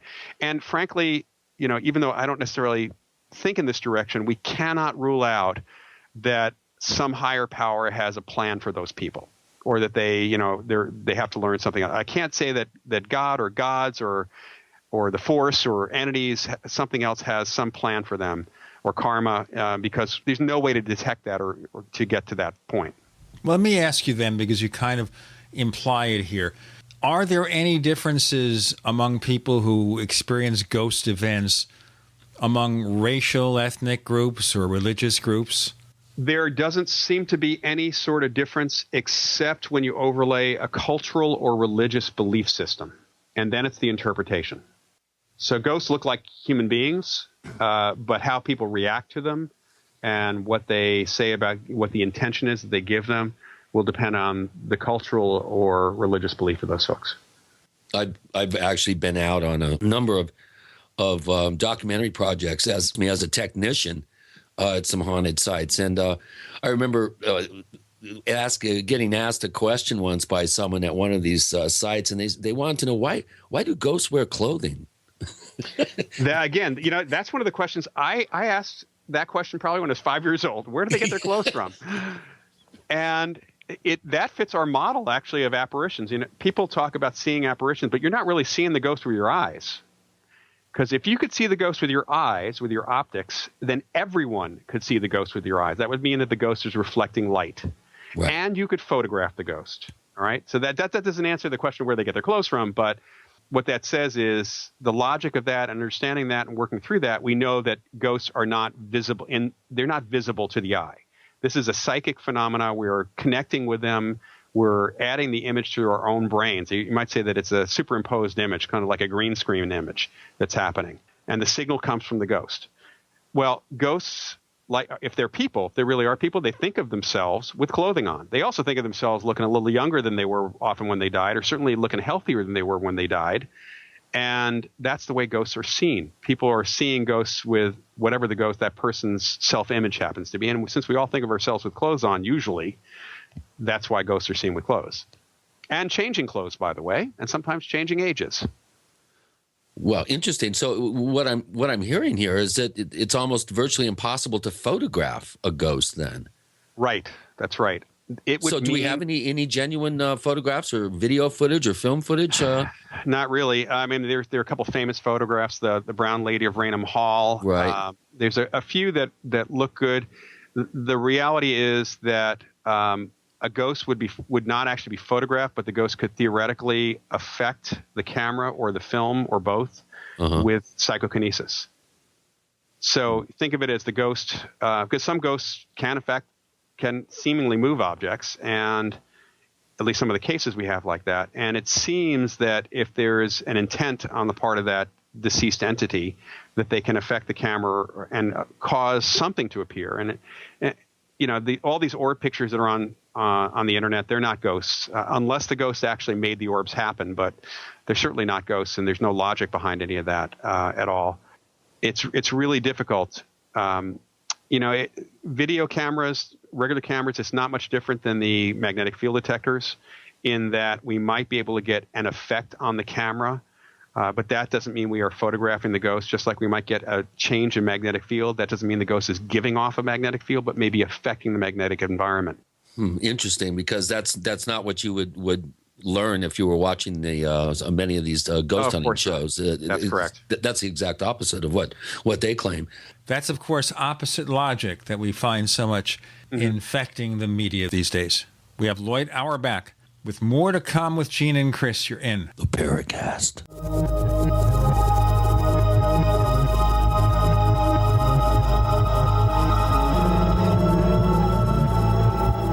Minds think alike.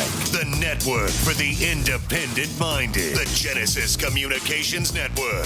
GCN. First came Attack of the Rockoids, and it was a critically acclaimed success. And now there's The Coming of the Protectors. A former military intelligence man is contacted by a space woman in a dream that turns out to be a nightmare because evil forces on her distant planet are planning to conquer the Earth. This is gripping science fiction of the classic kind. Attack of the Rockoids and The Coming of the Protectors. Find out more at rockoids.com. That's Rockoids,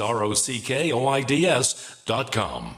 So here's what happened. I was placing an order online. The site went down. It took hours before it returned, but I'd already placed the order with another company. If your site goes down, you could lose business. And if you have a business or personal site, you'll want to know it's easy to run and it will stay online. At iWeb, your site is hosted on one of the most reliable networks in the world. Talk to a sales rep at iWeb.com. Use the promo code TechNightOwl for a special discount.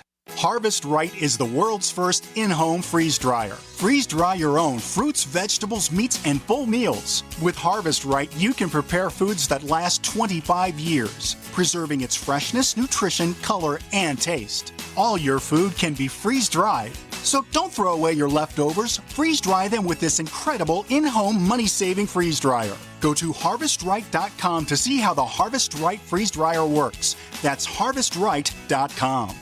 We love that you're passionate about GCN. And whether you're a listener, a business owner, or a radio industry professional, we've redesigned the new GCN newsletter to keep you in the know. Text GCN Live to 22828 or click on the banner at GCNlive.com. Enter by May 15th. You'll qualify to win a 6-month supply of storable food from MyPatriotSupply.com. Start receiving your newsletter today.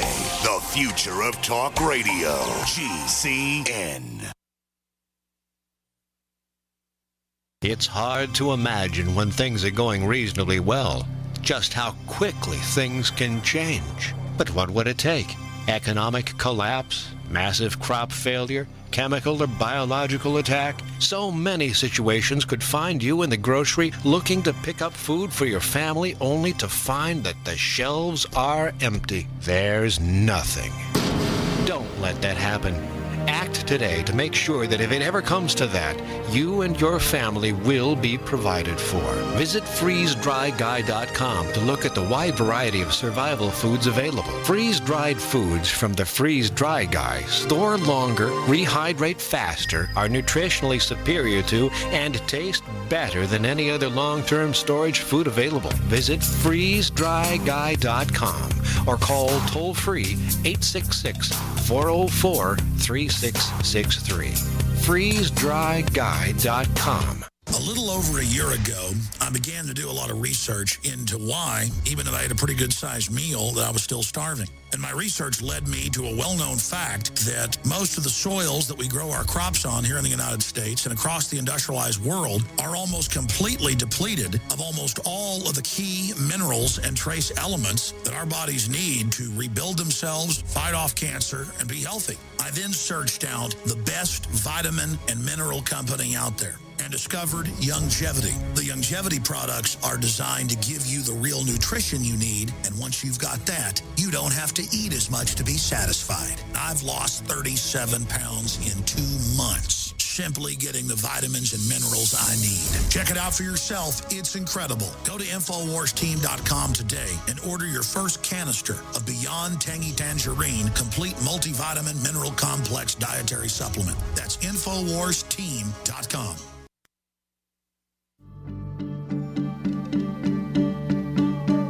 Hi, this is nuclear physicist lecturer Stanton Friedman. You are listening to the Paracast, the gold standard of paranormal radio.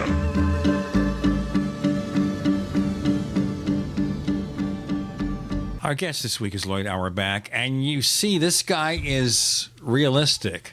He's got his feet firmly planted on the ground. His head is not in the skies, but he's exploring the things, the unknown things around us, trying to get some reality around them. Chris, more questions from our listeners? Yeah, and this goes into a kind of what I was going to mention about an experience I had up at the Connor Hotel in Jerome, Arizona. And we had a $22,000 brand new 3D Panasonic camera at the end of a hallway in this hotel. I had just gone down with some lights. I was starting to break equipment down, and we had a psychic in the hotel. We had just been interviewing her. As I was going downstairs with the gear, the director put the camera, didn't turn it off, but put it still in record mode at the end of the hallway in front of a big mirror. And as I was walking up the hallway, I had something lean out. At first, I thought it was somebody just heard me walking down the hallway and looked out the door to see who it was. And I could see the figure in the mirror. And all of a sudden I realized, well, wait a minute, I didn't see any features on this. It was like a silhouette of somebody, and there was enough light to actually, I should have been able to see details. So I immediately turned around and went back, and there was no door there at that particular spot in the hallway. I was absolutely out of my mind with I was so excited because we had a 3D camera going, and it should have, obviously, in record mode, it should have picked this picture up. We could not initialize the footage. The camera would not initialize that particular clip that was about 7 minutes long. And he tried every which way but loose to get that footage out of that camera. Brand new camera. Now, this is the first time we'd used it, and he's been using it ever since with no problems. Mm-hmm. And this leads me to a question. This one comes from Polterwurst, and I think it ties in with what I just mentioned to you. That was the first time I've ever seen anything, and it was a mirror image. But he's wondering, do they actually drain batteries? Do they avoid trying to be seen? Do they do things like mess with electronic equipment, as I've described, in an effort not to be documented?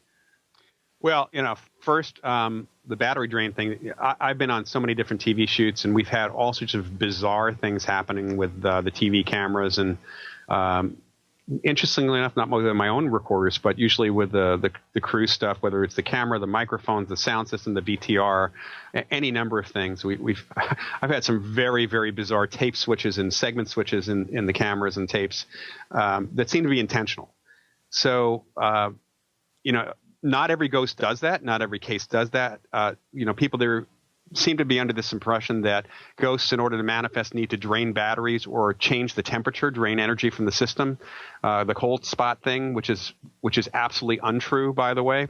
We'd have consistency in at least most of the cases if either one of those things was true. So whether they do it intentionally, I think would depend on the ghost. And depend on the circumstance. And there's also some evidence that shows that in some of the hauntings, the imprints, that something about the environment does something to the electronic equipment as well. So it's tough to know unless you actually have somebody communicating and asking the ghost in that moment, right, why'd you do that? What was this about? And it may be that they're just doing it to let you know that they're there. We don't know actually where the effect is. So, for example, we had a case in Florida, and on the case with me was a gent by the name of Martin Caden, who was the creator of The $6 Million Man, a consultant to NASA, science writer, science fiction writer, and he had taken us to this place called Ashley's Pub, not far from the Cape. People as far back as the 60s, the original 7 astronauts, some of them had experiences in this place with the ghosts there. And a lot of people had seen physical phenomena and entity, an apparition appearing. And as we're there, we have a problem with our camera battery, which is a full battery, just charging. It starts beeping and telling us that it's drained. So it stops. We go outside to the van to get another couple of batteries. And as soon as we walk outside the building, the battery shows full again. And it's working. Go back inside. Within a couple of minutes, it's drained again, or at least it shows that it's dead. That almost sounds like the effect you get sometimes with the UFO case. Yeah, and the question is whether or not the battery was actually drained and should recharge. Probably not. It probably was that for whatever reason, the contact was not being made anymore. So it looked like it was being drained. It's the same as with our magnetic field detectors. Frankly, I don't know if we're really measuring a magnetic field change or if a ghost or something is making the indicator start move to make it look like there's a field change. That's interesting. And most people would just assume that the equipment is working properly and that they're actually picking something up that is right. And I've never really thought about that. It could be a manipulation by the energy form itself. Right. And also you need to put in the possible effect and manipulation by the operators. One of the things we know in parapsychology is that there's something called an experimenter effect, which we can extend out. Yeah, the observer effect, sure. Yeah, and we all have a little bit of PK ourselves, and we can influence things ourselves. Some of what people get with EVP is likely coming from them, not from any sort of spirits, or at least coming through them. The same thing goes with any of our other effects, too. You mentioned EVPs now. There's a lot of reliance on that particular phenomenon on these shows. Where do you come down on EVPs? Do you some people say that it's just the cheap electronics and the handheld digital recorders, similar to digital flashes producing orbs and cameras. Mm-hmm. Where do you come down on that?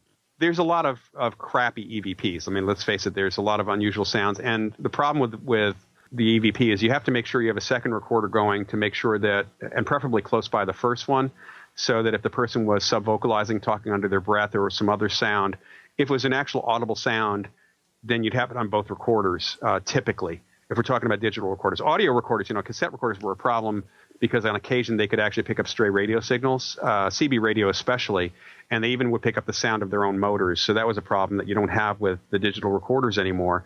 But there's an interpretational thing, and there are possible other sounds, and you have to rule those things out. And then just because you're hearing a voice that says, "I'm over here," doesn't mean that that's the spirit that's in the house, if there are spirits at all. We've had, I do work with psychics as well, and on occasion, some of the psychics I've worked with have had to tell the ghosts who have followed them around because they wanted to talk to somebody, kind of like in the movie Ghost with Whoopi Goldberg's character. They had to tell them to shut up and let the ghost who's present speak through the EVP at all, if anything's going on. Plus, we have the really interesting finding that in many of the ghost hunting groups that report a lot of EVPs, it seems like the same person gets EVPs over and over again, and no one else in the group does, or very few other people do. So there's something about the operator getting that electronic voice right now that is different than the other people in the group, if in fact there are spirits present, and it may be the operators affecting the device or making it easier for the device to be affected by something. Now, in the movie Ghost, it was all about the Patrick Swayze character hanging out because he was murdered and wanted to capture the real murderer, who turned out to be his best friend, played by Tony Goldwyn, who currently, by the way, is in that TV show, I think, Revenge, where he plays the President of the United States. Oh, right. Right. And, of course, he's Goldwyn being the famous movie family, that Goldwyn. Mm-hmm. He's a member of that. But how realistic is that? Is that about a ghost hangs around because of the unfinished work, and once that happens, whatever they meant to do, whatever they tried to do, if that's accomplished, the ghost goes away? Is that anything close to the reality? That's one of the reasons, although it doesn't have to be because they were murdered. It could be because simply they needed to say goodbye to family members, or needed to pass along a message. But unfinished business, I think that it depends on what you would consider unfinished. Certainly a murder would be unfinished if you're it's not solved. But Other kinds of unfinished business, it's dependent on the individual. I think the reasons why ghosts stick around range from the same reasons that any individual goes to any place. So any human being, they're human. So they have that. The movie Ghost otherwise had a lot of basis in people's experiences and the way we have interpreted that ghosts appear. If you remember in that movie, Swayze's character had to learn how to move something. And he got that from the ghost, Vince Schiavarelli, who was the subway ghost, who was knocking newspapers out of people's hands. As it happens, the screenwriter, actually used my first book and a book by D. Scott Rogo, one of my colleagues, as research material for that script for the movie Ghost. It's very interesting how the fact is, even with a fictional movie, you've got research people who will go back and try to ground it if they care about such things, and they don't if always. They care. I think Ghost, they did care about such things. Oh yeah, definitely. He really cared about it. And there have been a few people who have really, I've consulted with TV writers on occasion and with screenwriters. In fact, I'm actually doing a talk at the Great American Pitch Fest in L.A. In Burbank in June, which will be addressing Hollywood screenwriters. And we'll be doing a workshop next September for screenwriters and TV writers of dramatic shows and comedy shows, not the reality shows. I want to ask you one other question about a TV show in a moment. Mm-hmm. We have Loyd Auerbach joining us. And by the way, he has a website which is linked to from the Paracast. So if you go to the Paracast site to check out shows, if you click on his name, you go to his site. No easier way. With Gene and Chris, you're in the Paracast.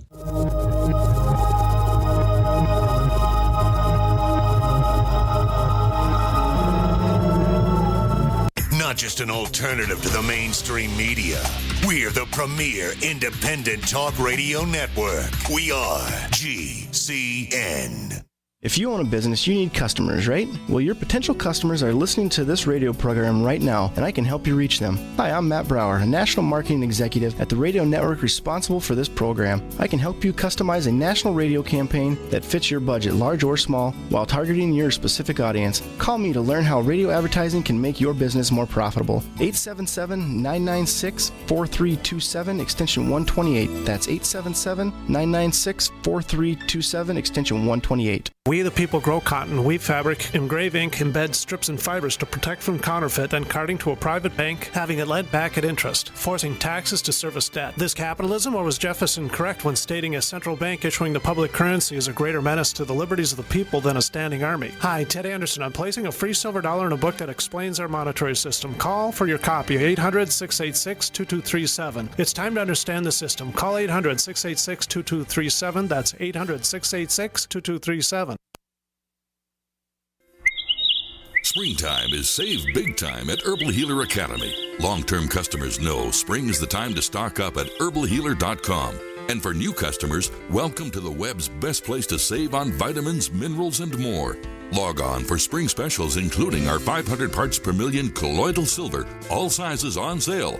Choose from Herbal Healer's great variety of weight loss products like apple cider vinegar, Hoodia and Metabolic Complex, and Pro Metabolic, all on sale now. Also, the Anti-Parasite Intestinal Freedom and Warwood Plus Complex, plus Stevia Liquid Sweetener and the Super Enzymes, all on sale for spring at herbalhealer.com. As always, we offer certificate correspondence courses in natural medicine. Enjoy same-day shipping and free online newsletter. Log on now to herbalhealer.com and click on Spring Specials to save big with our nation's leader in supplying quality natural medicine and education since 1988, Herbal Healer Academy.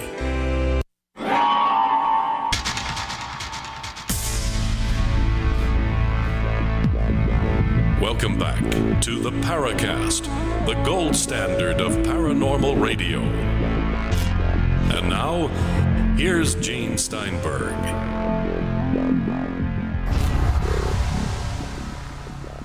So, talking about TV, Patricia Arquette plays in the TV show Medium. And by the way, she's doing a pilot now for a new CSI spin-off, totally away from this. Okay, so she has psychic powers.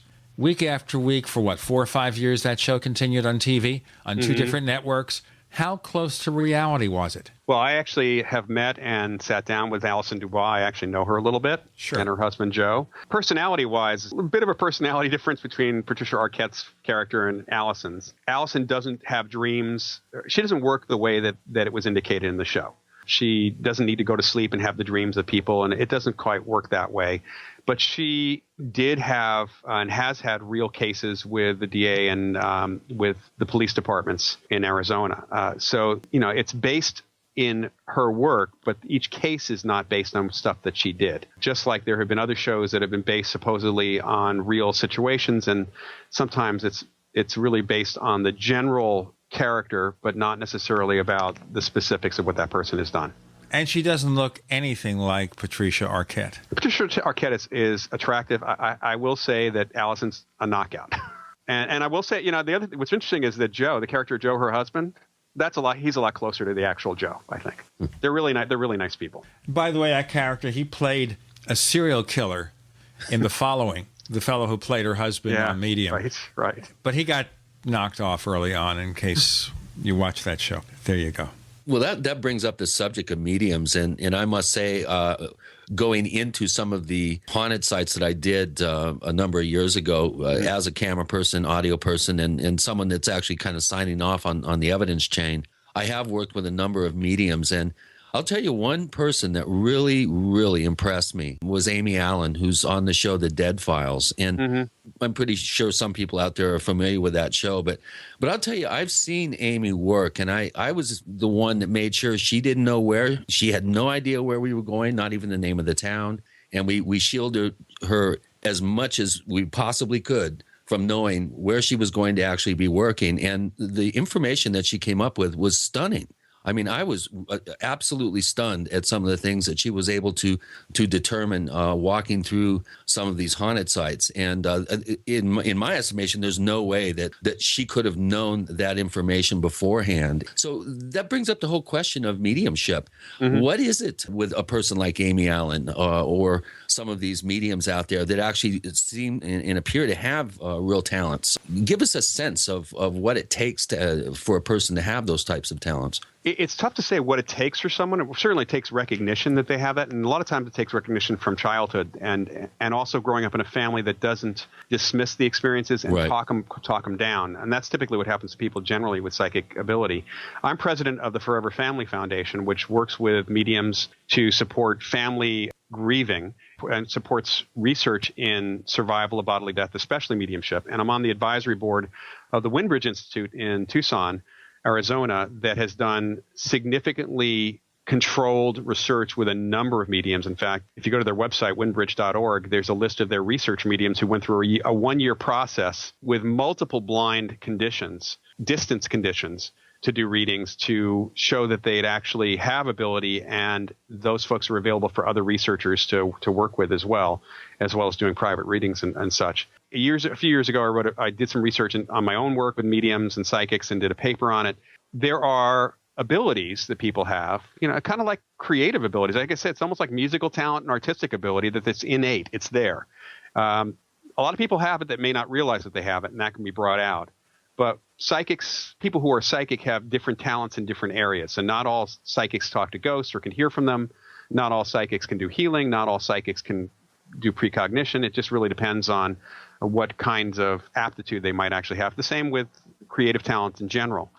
And what I do find is that the mediums themselves, very differently than a lot of psychics, have serious interest in understanding their abilities and even in the research that's going on. And they otherwise, I've met so many of the mediums, you would never know that they were psychics or mediums just by hanging out with them unless they told you, because they are regular people that just happen to have this ability. And I think that seems to be an indicator of somebody who's truly genuine, because their ego is not focused on completely living in that world, where we do see that with some psychics who become divas essentially and are next to impossible to work with, whether they're real or not.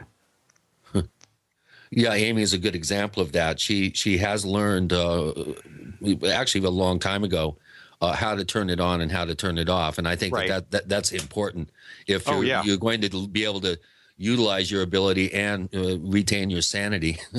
Exactly. You have to be. You can't be open to that. To the non-physical world, you might say, all the time because you would go crazy. Yeah, you go nuts. You know, talking to dead people all the time could probably do a number on your head. Well, you brought up you know, talents and innate abilities.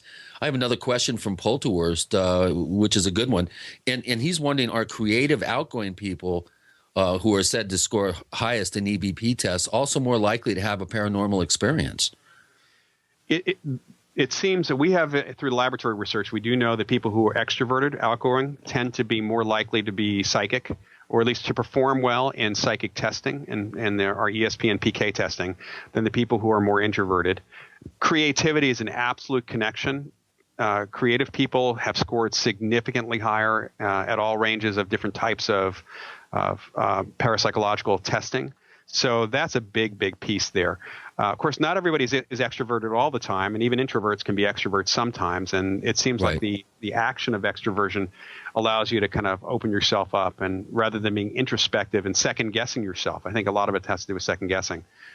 Even the remote viewers who work for the Army and the Stargate project, those folks had to learn to go with what first came to them and not to do too much analysis of that up front. They had to let it flow and then do the analysis after the flow was done. Yeah, because you're just going to get in your own way. I wanted to go into remote viewing very briefly. We have had shows focusing on what was done decades ago. Are they still trying to do that or what? Well, as it happens, I have a new book coming out. I'm the third author on a book called ESP Wars, which is about the U.S. and Russian programs. Co-author of that, the main author is Ed May, who was the who ran the Stargate program from 85 to 95 to its closure. And the viewers themselves are still working on more kind of private sector and other types of research and jobs. There's been no indication that the government, our government, is doing anything with remote viewing. And even the viewers who still have kind of connection in there have said that that's not really happening, that they have no interest in doing that sort of thing. And it's because it's such a political hot potato. And actually, our book is as much, if not more, about the politics of how these programs even started, both in the U.S. and the Soviet Union, and why they ended and why they aren't continuing as anything else. And there's some really interesting bits about the Soviet. We have contributions from Nicholas Sham, who was the second in command of the KGB, and also General Alexei Savin, who was involved with the KGB and ran some of the psychic training programs over there, which are a little bit eye-opening and not in the way that conspiracy theorists are going to be happy with. So, well, tell us maybe why didn't these programs work out as intended? They did work, but you know, the intention, of course, with any sort of program where you're trying to do intelligence is that you get really good intelligence. And psychic phenomena does not work at 100%. In fact, what they had was about 15% of the remote viewings for these. They were tasked with certain things, targets they had to do. And 15% of them had very detailed, actionable intelligence. However, that's about that at that time, and it may have changed by now, but at that time, late 90s and mid-90s, that was the percentage of actionable intelligence coming from our normal sources, from our field agents. So they figured that it wasn't costing that much. It was about $1 million a year, so it wasn't really that much. But it was a political hot potato. Number one, when people found out about it, and also it wasn't any better, they said, than the intelligence they were getting from the in the field sources already. Although it's a lot safer, I would think, because people were sitting in a room rather than going to another country and getting caught and getting tortured. Loyd Auerbach joining us. We're into remote viewing now, and a lot more to come. You're in the Paracast. Neighbors, are you tired of dealing with a slow web hosting provider? Well, check out A2 Hosting and their screaming fast Swift server platform.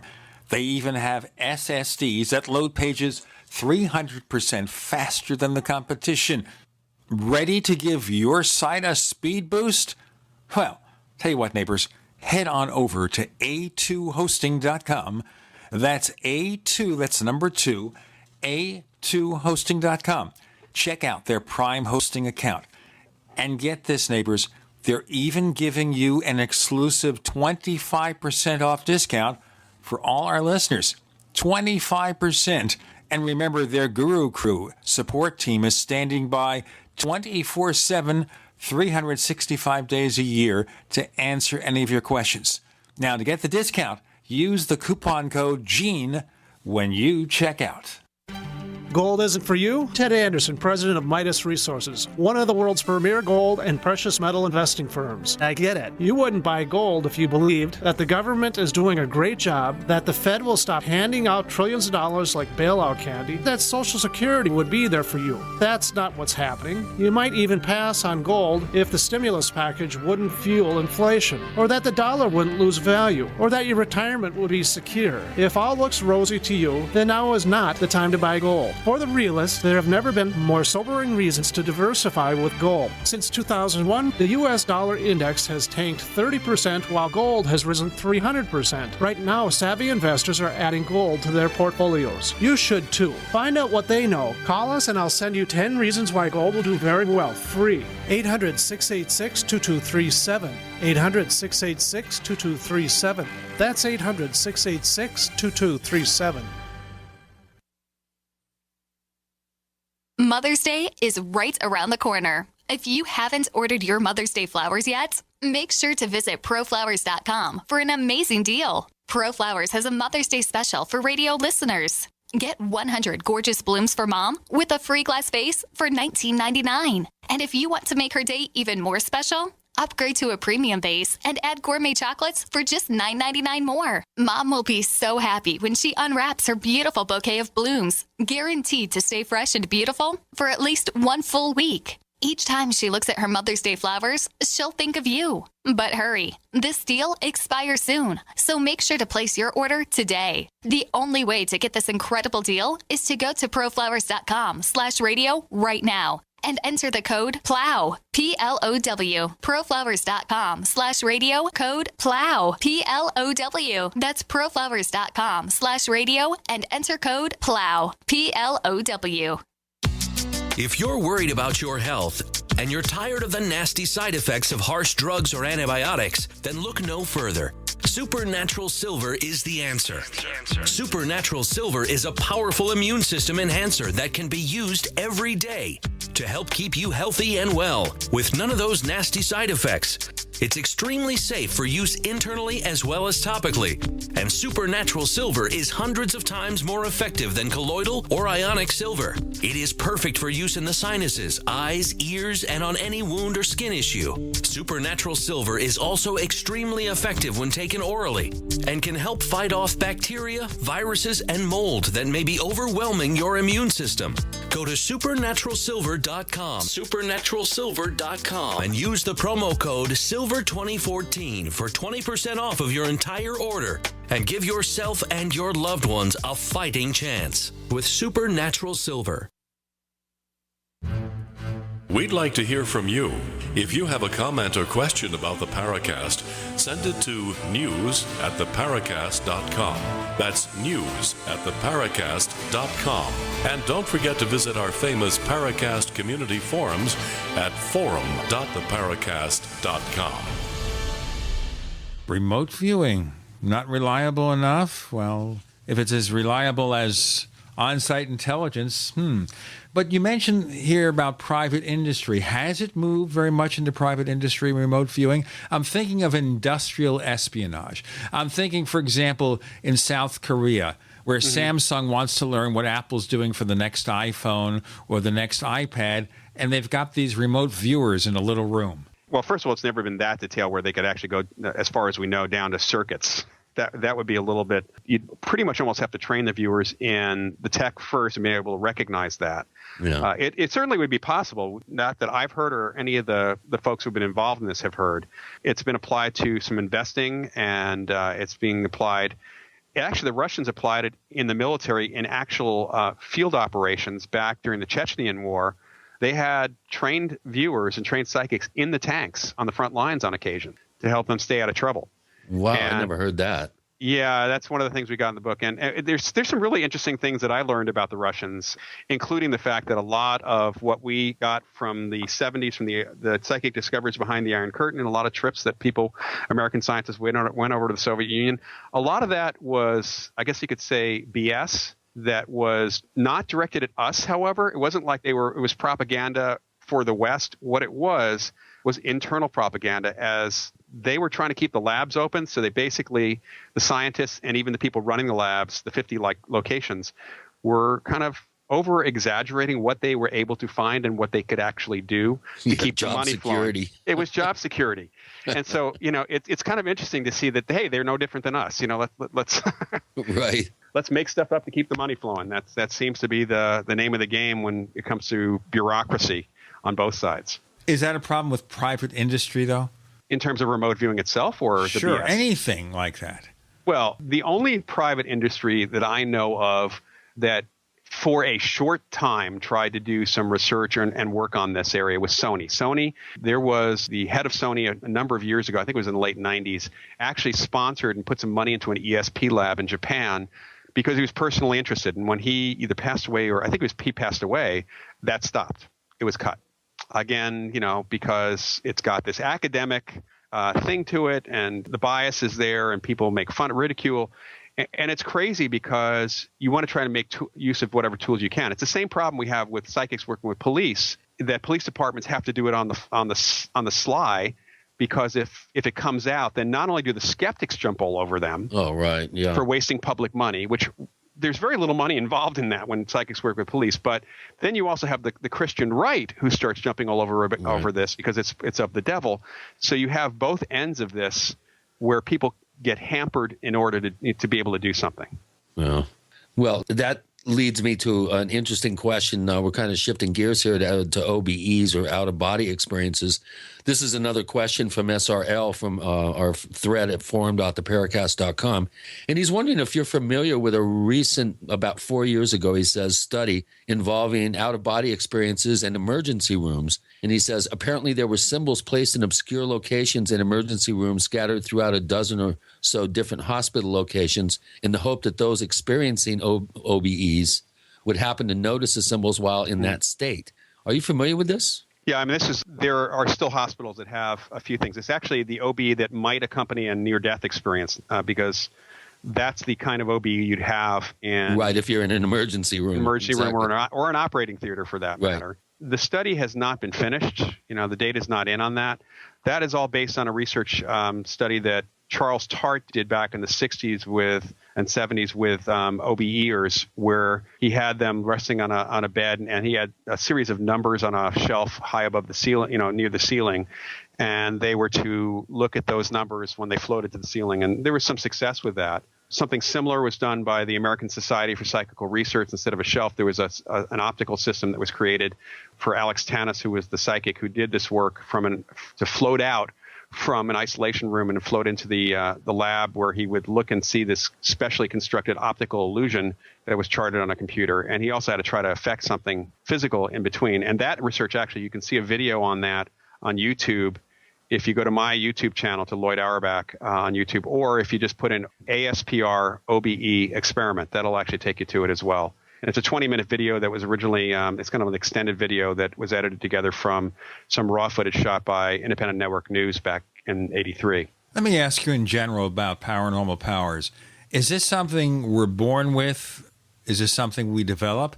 Is this something that maybe humans had centuries ago, but civilization kind of suppressed it? Well, it seems to be innate. It seems like people do have these abilities, at least the aptitude for the abilities. Kids tend to be much more psychic than adults. We either grow out of it or we are educated out of it, kind of burned out of us just by the process of our parents and society telling us it's not real. So it is something that people can develop from childhood. Occasionally people have reportedly developed these abilities because of physical trauma, or sometimes a psychological trauma as well, that kind of brings them either back out or brings them out entirely. There is something that's there. It's not like something that you're suddenly blessed with all of a sudden that you never had before. It's resident in you to start with. As far as evolution is concerned, it's possible. We don't really know for sure how much people use this, but we do know that certain indigenous peoples around the world to this day still claim to be able to telepathically communicate with one another from a distance. The Australian Aborigines that are still nomadic claim that, and there's some evidence for that. certain cultures, they claim to be able to teach people or have healing abilities that the rest of us haven't developed. Again, they can do that because they believe in it. We are culturally or enculturated out of reliance on these abilities because we don't really need them. I mean, frankly, while we see an application and a real use for psychic ability in police work or in espionage and other things, that stuff it's not like a day-to-day life thing. It doesn't really help us on a day-to-day basis. Our normal senses, and especially the other sources of information we have around us now, especially today, kind of override the need for a lot of psychic information because there's so much there. People certainly want to know about the future, but that's always been a shaky thing. That's not ever been something we could ever really rely on. As Yoda said, always in motion is the future. Well, when we're quoting Yoda, I mean, that's the pinnacle of success right there. Right. I mean, well, remember, Yoda also said, there is no try, there is only do. Hey. That's important for psychokinesis. Yeah. Chris, we have about a minute left before we break. Do you have another question we could start with? Yeah, I've never heard of this particular experiment. One of our posters, Kanakaris, is it asking about your take on the skull experiment, SCOLE. I'm not sure if I'm pronouncing it correctly. Yeah, that's correct. The skull experiments were done in England. It was a group of researchers who got together in somebody's basement with only one access point. They did it in the dark because they're sort of basing this on the Philip experiment, which wasn't done necessarily in the dark, but they're basing it on the old-time seances. And the idea was they're going to try to do what's called a sitter group and try to contact spirits and see whether it was their own abilities kind of coming out or something beyond that. They would find out, and they had some significant success reported in everything from flashes of physical light that appeared in the dark, which they caught on camera as it happens, to messages from ostensible spirits, although it's hard to know whether they were actual spirits since there was no corroboration from anybody, no real good information that was verifiable, more advice type stuff. I'll tell you what, let's go into more of this answer in our next segment. Loyd Auerbach joining Gene and Chris. You're in the Paracast.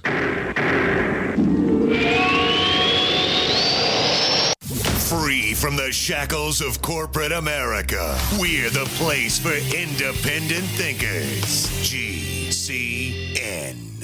Graphic Converter is the image manipulation tool for the rest of us. It does not use any database. You get full control of all your files. Want to view the images of a folder? Drag it into Graphic Converter and a powerful browser opens up to show your image files. You could use it for slideshows. You could use it to import images from digital cameras or from scanners. Need to do some image editing? You can do that too in Graphic Converter. Also print catalogs. Convert from so many formats I can't even list them. Download now to see if Graphic Converter is good for you, like 1.5 million other users. Guess what? You could save money when you buy Graphic Converter. Use the coupon code Night Owl. Use the coupon code Night Owl to get a special price for Graphic Converter. Go to lemkesoft.com. That's LEMKEsoft.com. Lemkesoft.com. LEMKEsoft.com.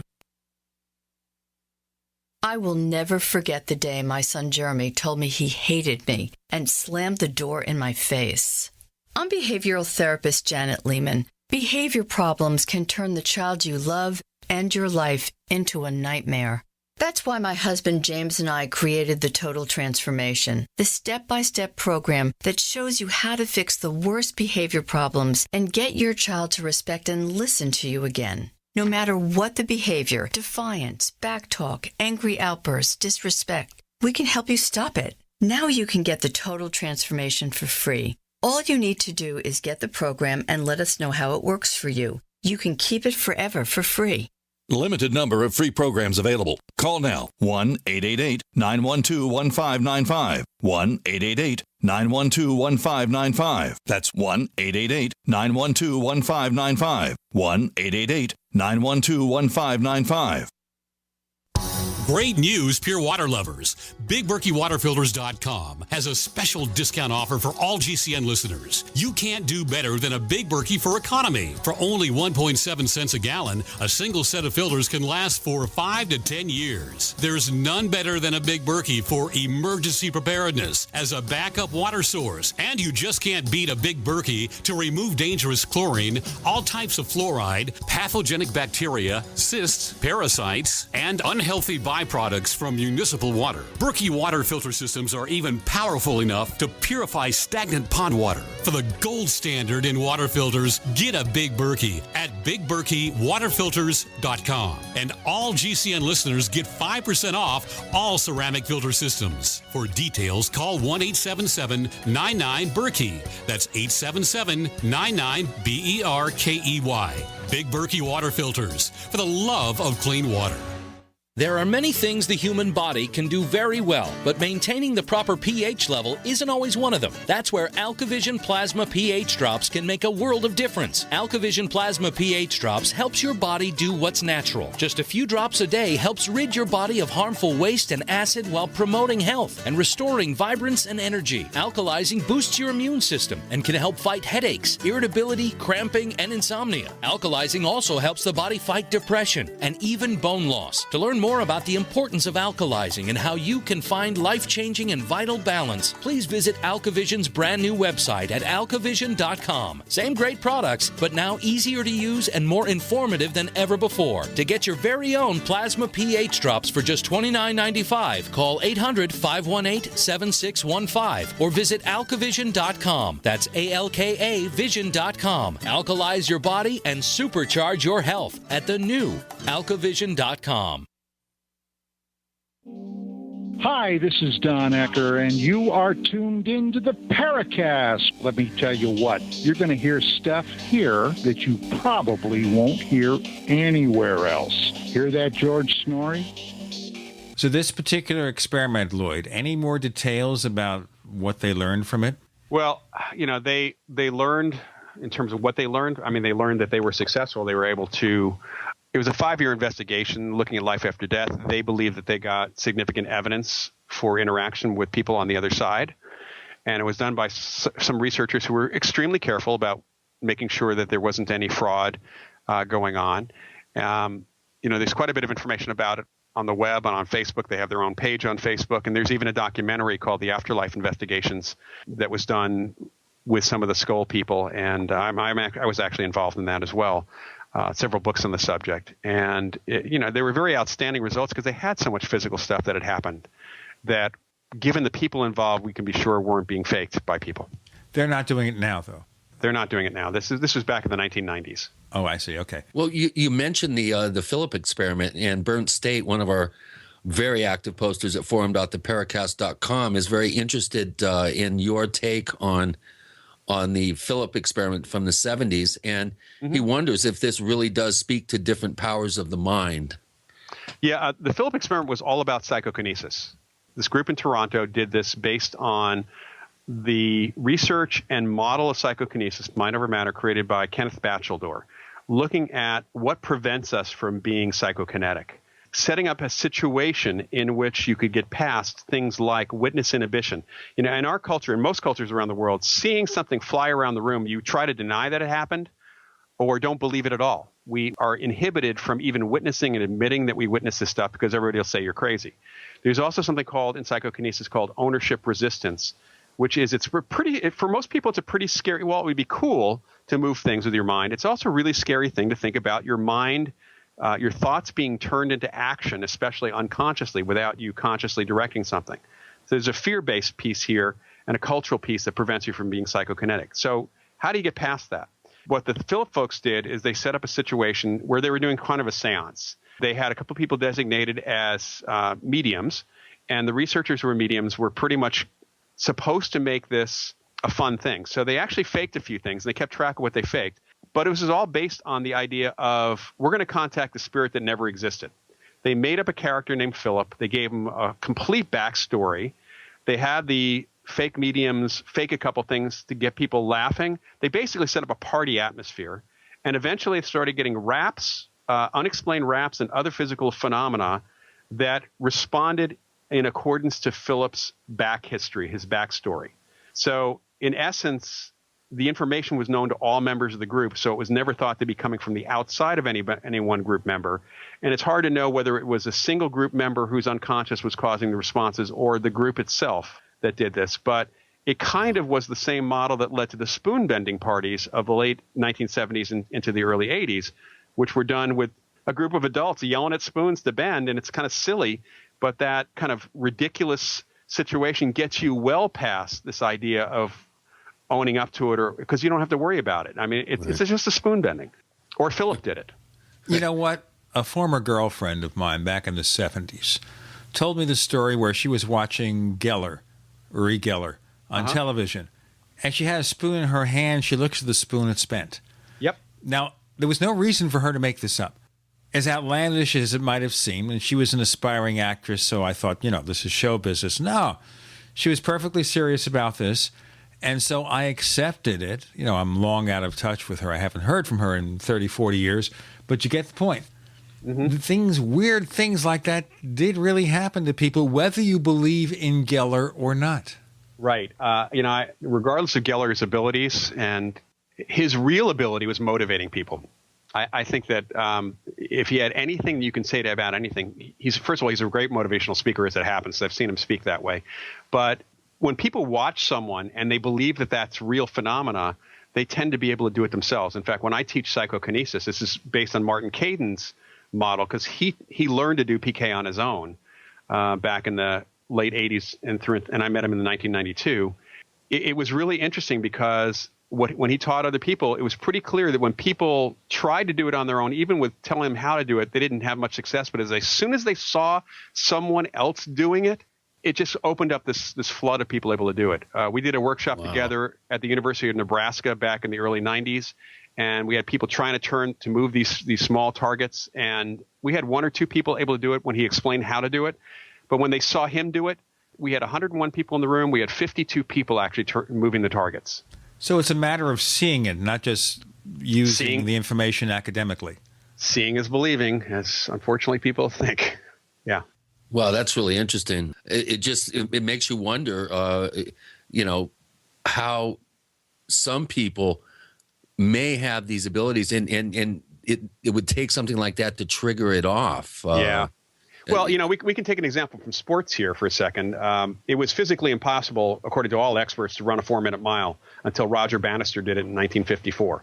And after he did it, a few dozen people, it was not too long after that people started running more than a 4-minute, shorter than a 4-minute mile.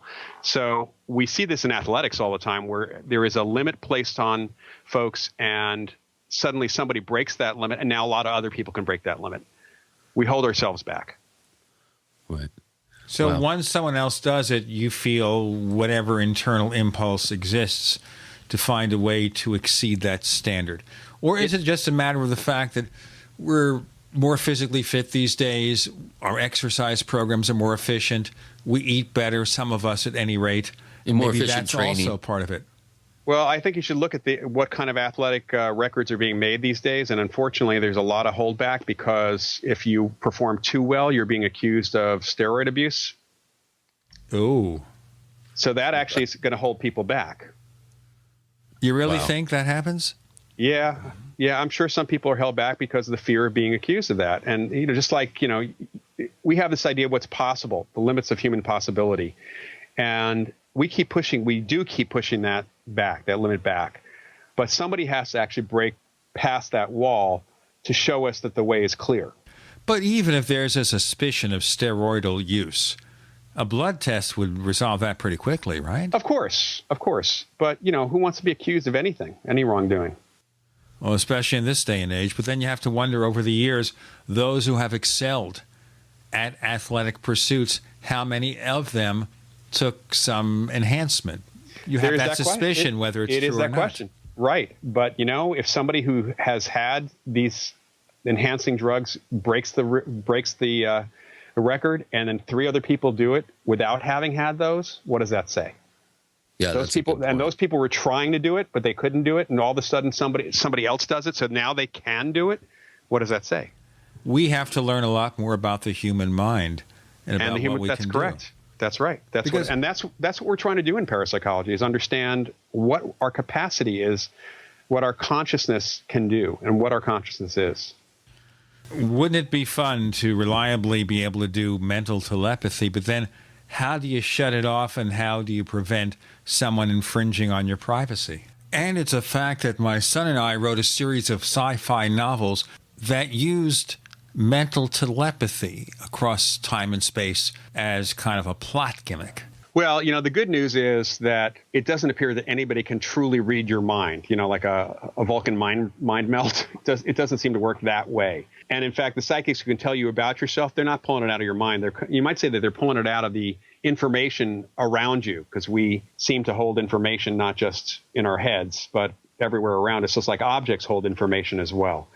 There's been research over the years at places like the Mind Science Foundation, which was an old lab in Texas, doesn't exist anymore, talking about blocking telepathy or blocking your own abilities. And one of the things that I have to teach people in my classes when we talk about psychic development at all is how to shut it down, how to block it, rather than just simply opening yourself up wide to the universe, because that brings in too much information. So it's not that it's actually not tough for people to block. I know some really excellent psychics who simply can't read certain people, because those people walk in with the intention of, well, you have to prove to me you're psychic before I'll even let you tell me anything about myself. They consciously block it. Let's not block this, okay? Loyd Auerbach here for one more segment. With Gene and Chris, you're in the Paracast.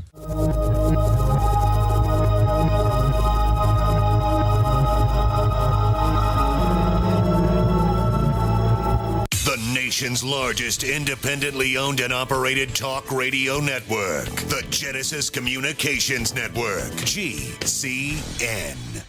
Attack of the Rockoids has been well received by critics and readers alike. It's a thrill-a-minute story you'll never forget.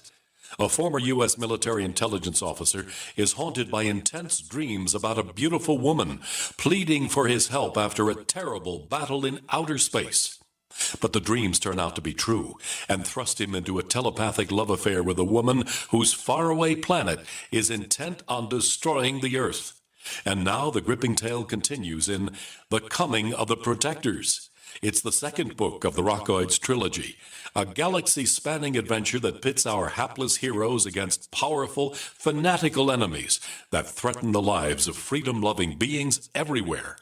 Attack of the Rockoids and The Coming of the Protectors. Classic science fiction at its best, available now. For more details, visit rockoids.com. That's ROCKOIDS.com. So my elementary school-aged child is begging me for a cell phone. Please, Mom, please. All the kids have them. But I've seen the research, and it makes sense to me that any mobile device that operates using electromagnetic frequencies that close to me or my child's head needs to be blocked. Harmful wireless radiation is real. Protect yourself and your loved ones with Block It Pocket. Call 888-315-9618. Free shipping to the lower 48. BlockItPocket.com. Enhancing health and privacy. Tired of taking handfuls of vitamin pills? Look and feel super with a great-tasting liquid vitamin and mineral supplement called Passion for Life. This incredible 1-ounce daily drink can lead to better stamina and energy due to faster, more complete absorption. Passion for Life contains 135 all-natural whole food ingredients. It's the best-tasting, most powerful product of its kind on the market. Order now by calling 844-TRY-LIFE or find out much more about Passion for Life by visiting 844-TRYLIFE.com. 844-TRYLIFE.com. Don't complain about your cable bill going up and up and up. Do something about it. Grab a pencil and jot down this special number, 1-855-905-MY-TV. The more cable TV rates go up, the better digital satellite TV looks. Say goodbye to the cable guy and get more of your favorite channels in 100% digital quality for less money. Call 1-855-905-MY-TV. Sign up for packages starting as low as $19.99, and there's no equipment to buy. You get free HD TV upgrade, a free DVR upgrade, and free professional installation. You control what you watch when you watch it. Record your favorite shows, pause and rewind live TV, even skip the commercials. Watch local channels too. At just $19.99, what are you waiting for? Pull out your major credit or debit card. Call 1-855-905-MY-TV. 1-855-905-MY-TV. Say goodbye to the cable guy. Cut costs and get more. 1-855-905-MY-TV. 1-855-905-MY-TV. Pharmacist Ben Fuchs knows the importance of proper digestion. Make sure you take a look at the Ultimate Enzyme product. They're made with bile salts and fat digestion enzymes and protein digestive enzymes. And not only do the Ultimate Enzymes give you obvious benefits for digestion, but they can also help keep your blood flowing through your circulatory system. As most of you probably know by now, thick, sludgy, clotting blood is a serious risk factor for heart disease and stroke. Clearly, inappropriate and excessive blood clotting is a major health issue, and thick, sludgy blood is not just about heart health either. Sludgy blood can compromise oxygenation and nutrient delivery to all your cells and tissues and organs, and ultimately lead to almost any health issue you can name. Concerned about proper digestion and heart health? Order Ultimate Enzymes by calling 866-735-2470. That's 866-735-2470, or on the web at brightsidebed.com. That's brightsidebed.com. Order today.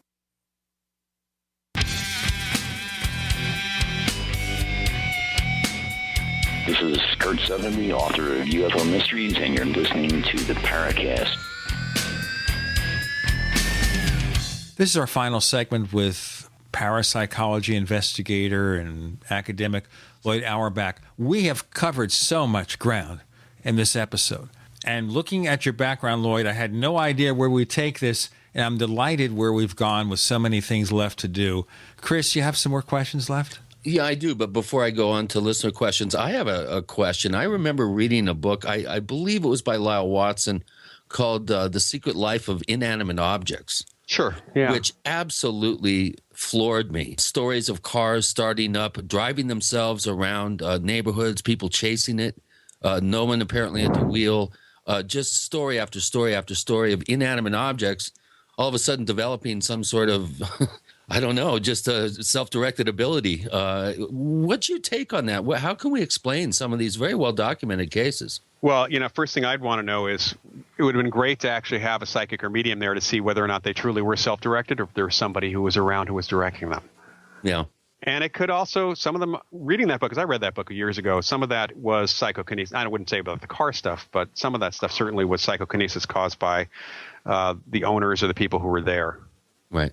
Yeah, because that always struck me is, some of the examples in there were just so, because they were, Lyle Watson, I really had a lot of respect for him. His book, Supernature, I recommend to everyone. Yeah. And so the veracity, I think, of the cases, I don't call into question. But some of them were such head scratchers that I guess the only way you really could explain it would be some sort of observer effect or inadvertent psychokinesis or something. Yeah, we've had a couple of questions here that deal with the whole subject of demonic entities. And Polterwurst wonders if you watched The Conjuring and if you would agree with the premise of demonic entities. The answer to the second part is no. I do not agree with the premise of demonic entities at all. I don't even necessarily think that there are truly evil ghosts out there because it's hard to find a truly evil person. Now, people do evil things, of course, and we find a lot of, let's just say, asses who are dead. But I do not have the religious upbringing to believe in demons, number one. And number two, all my anthropology training and looking at the beliefs across the world, what is one person's demon is another person's angel. Both of those things are of God or gods and consequently can't even be dealt with us the way we would normally think of it. As far as The Conjuring goes, the author, the guy who wrote the book with the Warrens did an interview before the movie came out claiming that the Warrens didn't even that he made a lot of stuff up or stuff was made up and he didn't believe a lot of what the Warrens told him. And I actually take him at his word, having known some of the misstatements the Warrens have made over the years. Let's call it that. Yeah, I think you're being kind. Yeah, I am being kind because I'm being kind because Lorraine Warren is an older lady and I don't really want to, right.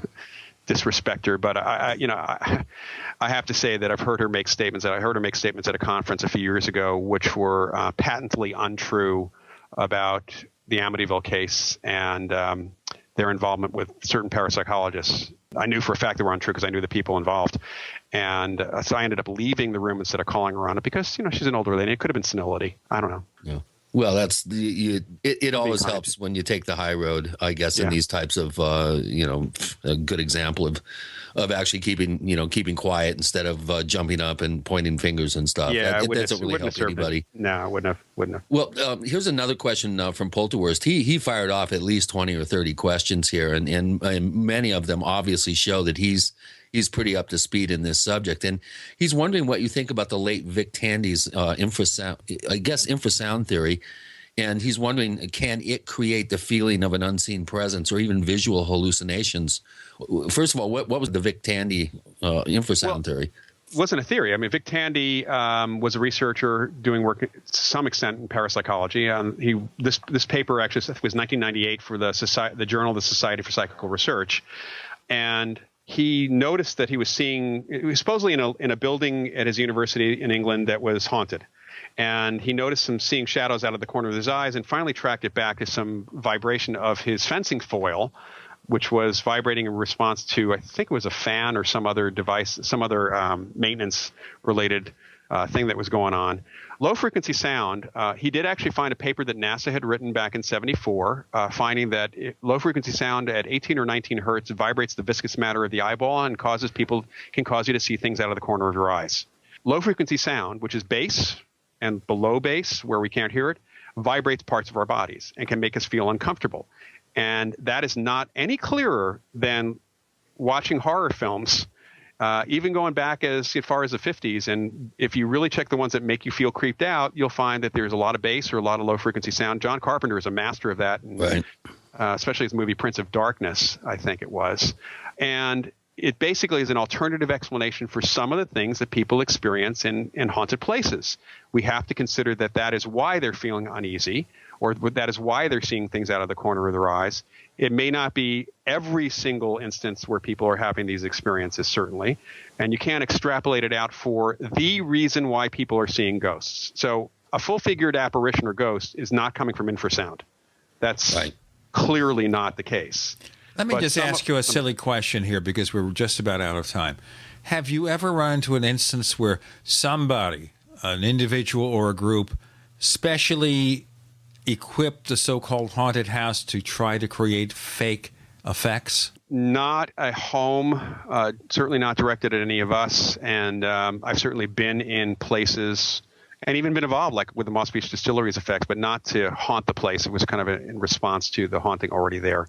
So I've never seen that kind of fraud specifically, but I do know some studies that happened in England where folks did try to duplicate using the infrasound and high-frequency sound and magnetic field to try to get people to experience that same kind of thing as part of an experiment. So you can duplicate this stuff to some extent, not completely, and not the veridical information and not some of the other things that people are experiencing. Time for one more question, Chris? Yeah. This is an interesting subject of the trickster and the whole trickster element in much of this type of phenomenal events. And Polterwurst is wondering, could trickster entities be involved in the more credible Ouija board, table tipping, moving glass type experiences, and which he, as he puts, which mostly end with some teens getting scared out of their wits? What about the tricksterish nature of many of these, experiences that people have? We have to have like a 1-minute answer here. Okay. We're running out of time. Psychokinesis itself is sort of our unconscious plays tricks on us. So there's that. And that's certainly involved in Ouija boards. I'd say it's human tricksters for the most part, whether it's unconscious or in the case of teens, usually one teenager who's tricking other teenagers. Right. And I was one of those people in my high school days with my friends. So the truth comes out. Yeah. So there is that trickster element there. It certainly is in psychokinesis as we try to pin down the mechanisms. It keeps shifting method to do the same thing, whether it's moving an object or bending a spoon. And so there is that element. But whether it's trickster entities, there's been no indication other than a couple of ghost cases where the ghost was having fun with people that there are specific entities that are trickster entities. And in fact, a lot of evidence to the contrary. There you go. Okay, Loyd Auerbach, would you tell our listeners where they can find more information about the things you do and maybe get in touch with you? Sure. My main website is mindreader.com, and they can find my email, which is profparanormal@gmail.com there. Contact information is there. All the events that I'm putting up. Find information about my courses from there as well, and link out to a variety of places, including the Ryan Research Center and the Parapsychological Association. And also I have another website, which is hauntedbychocolate.com, because I also am a chocolatier, as it happens.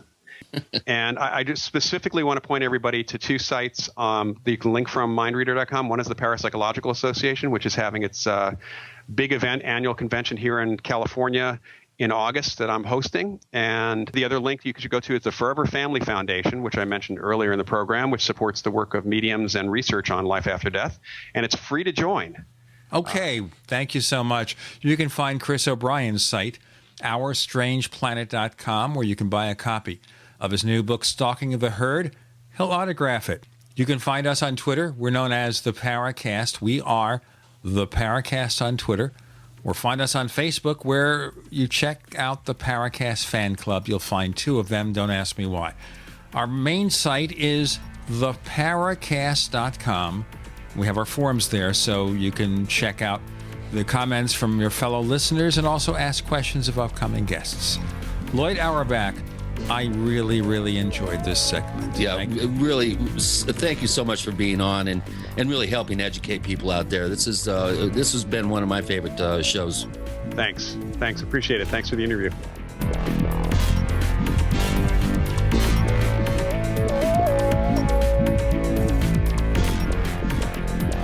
The Paracast, featuring Gene Steinberg and Christopher O'Brien, is a copyrighted presentation of Making the Impossible, Incorporated.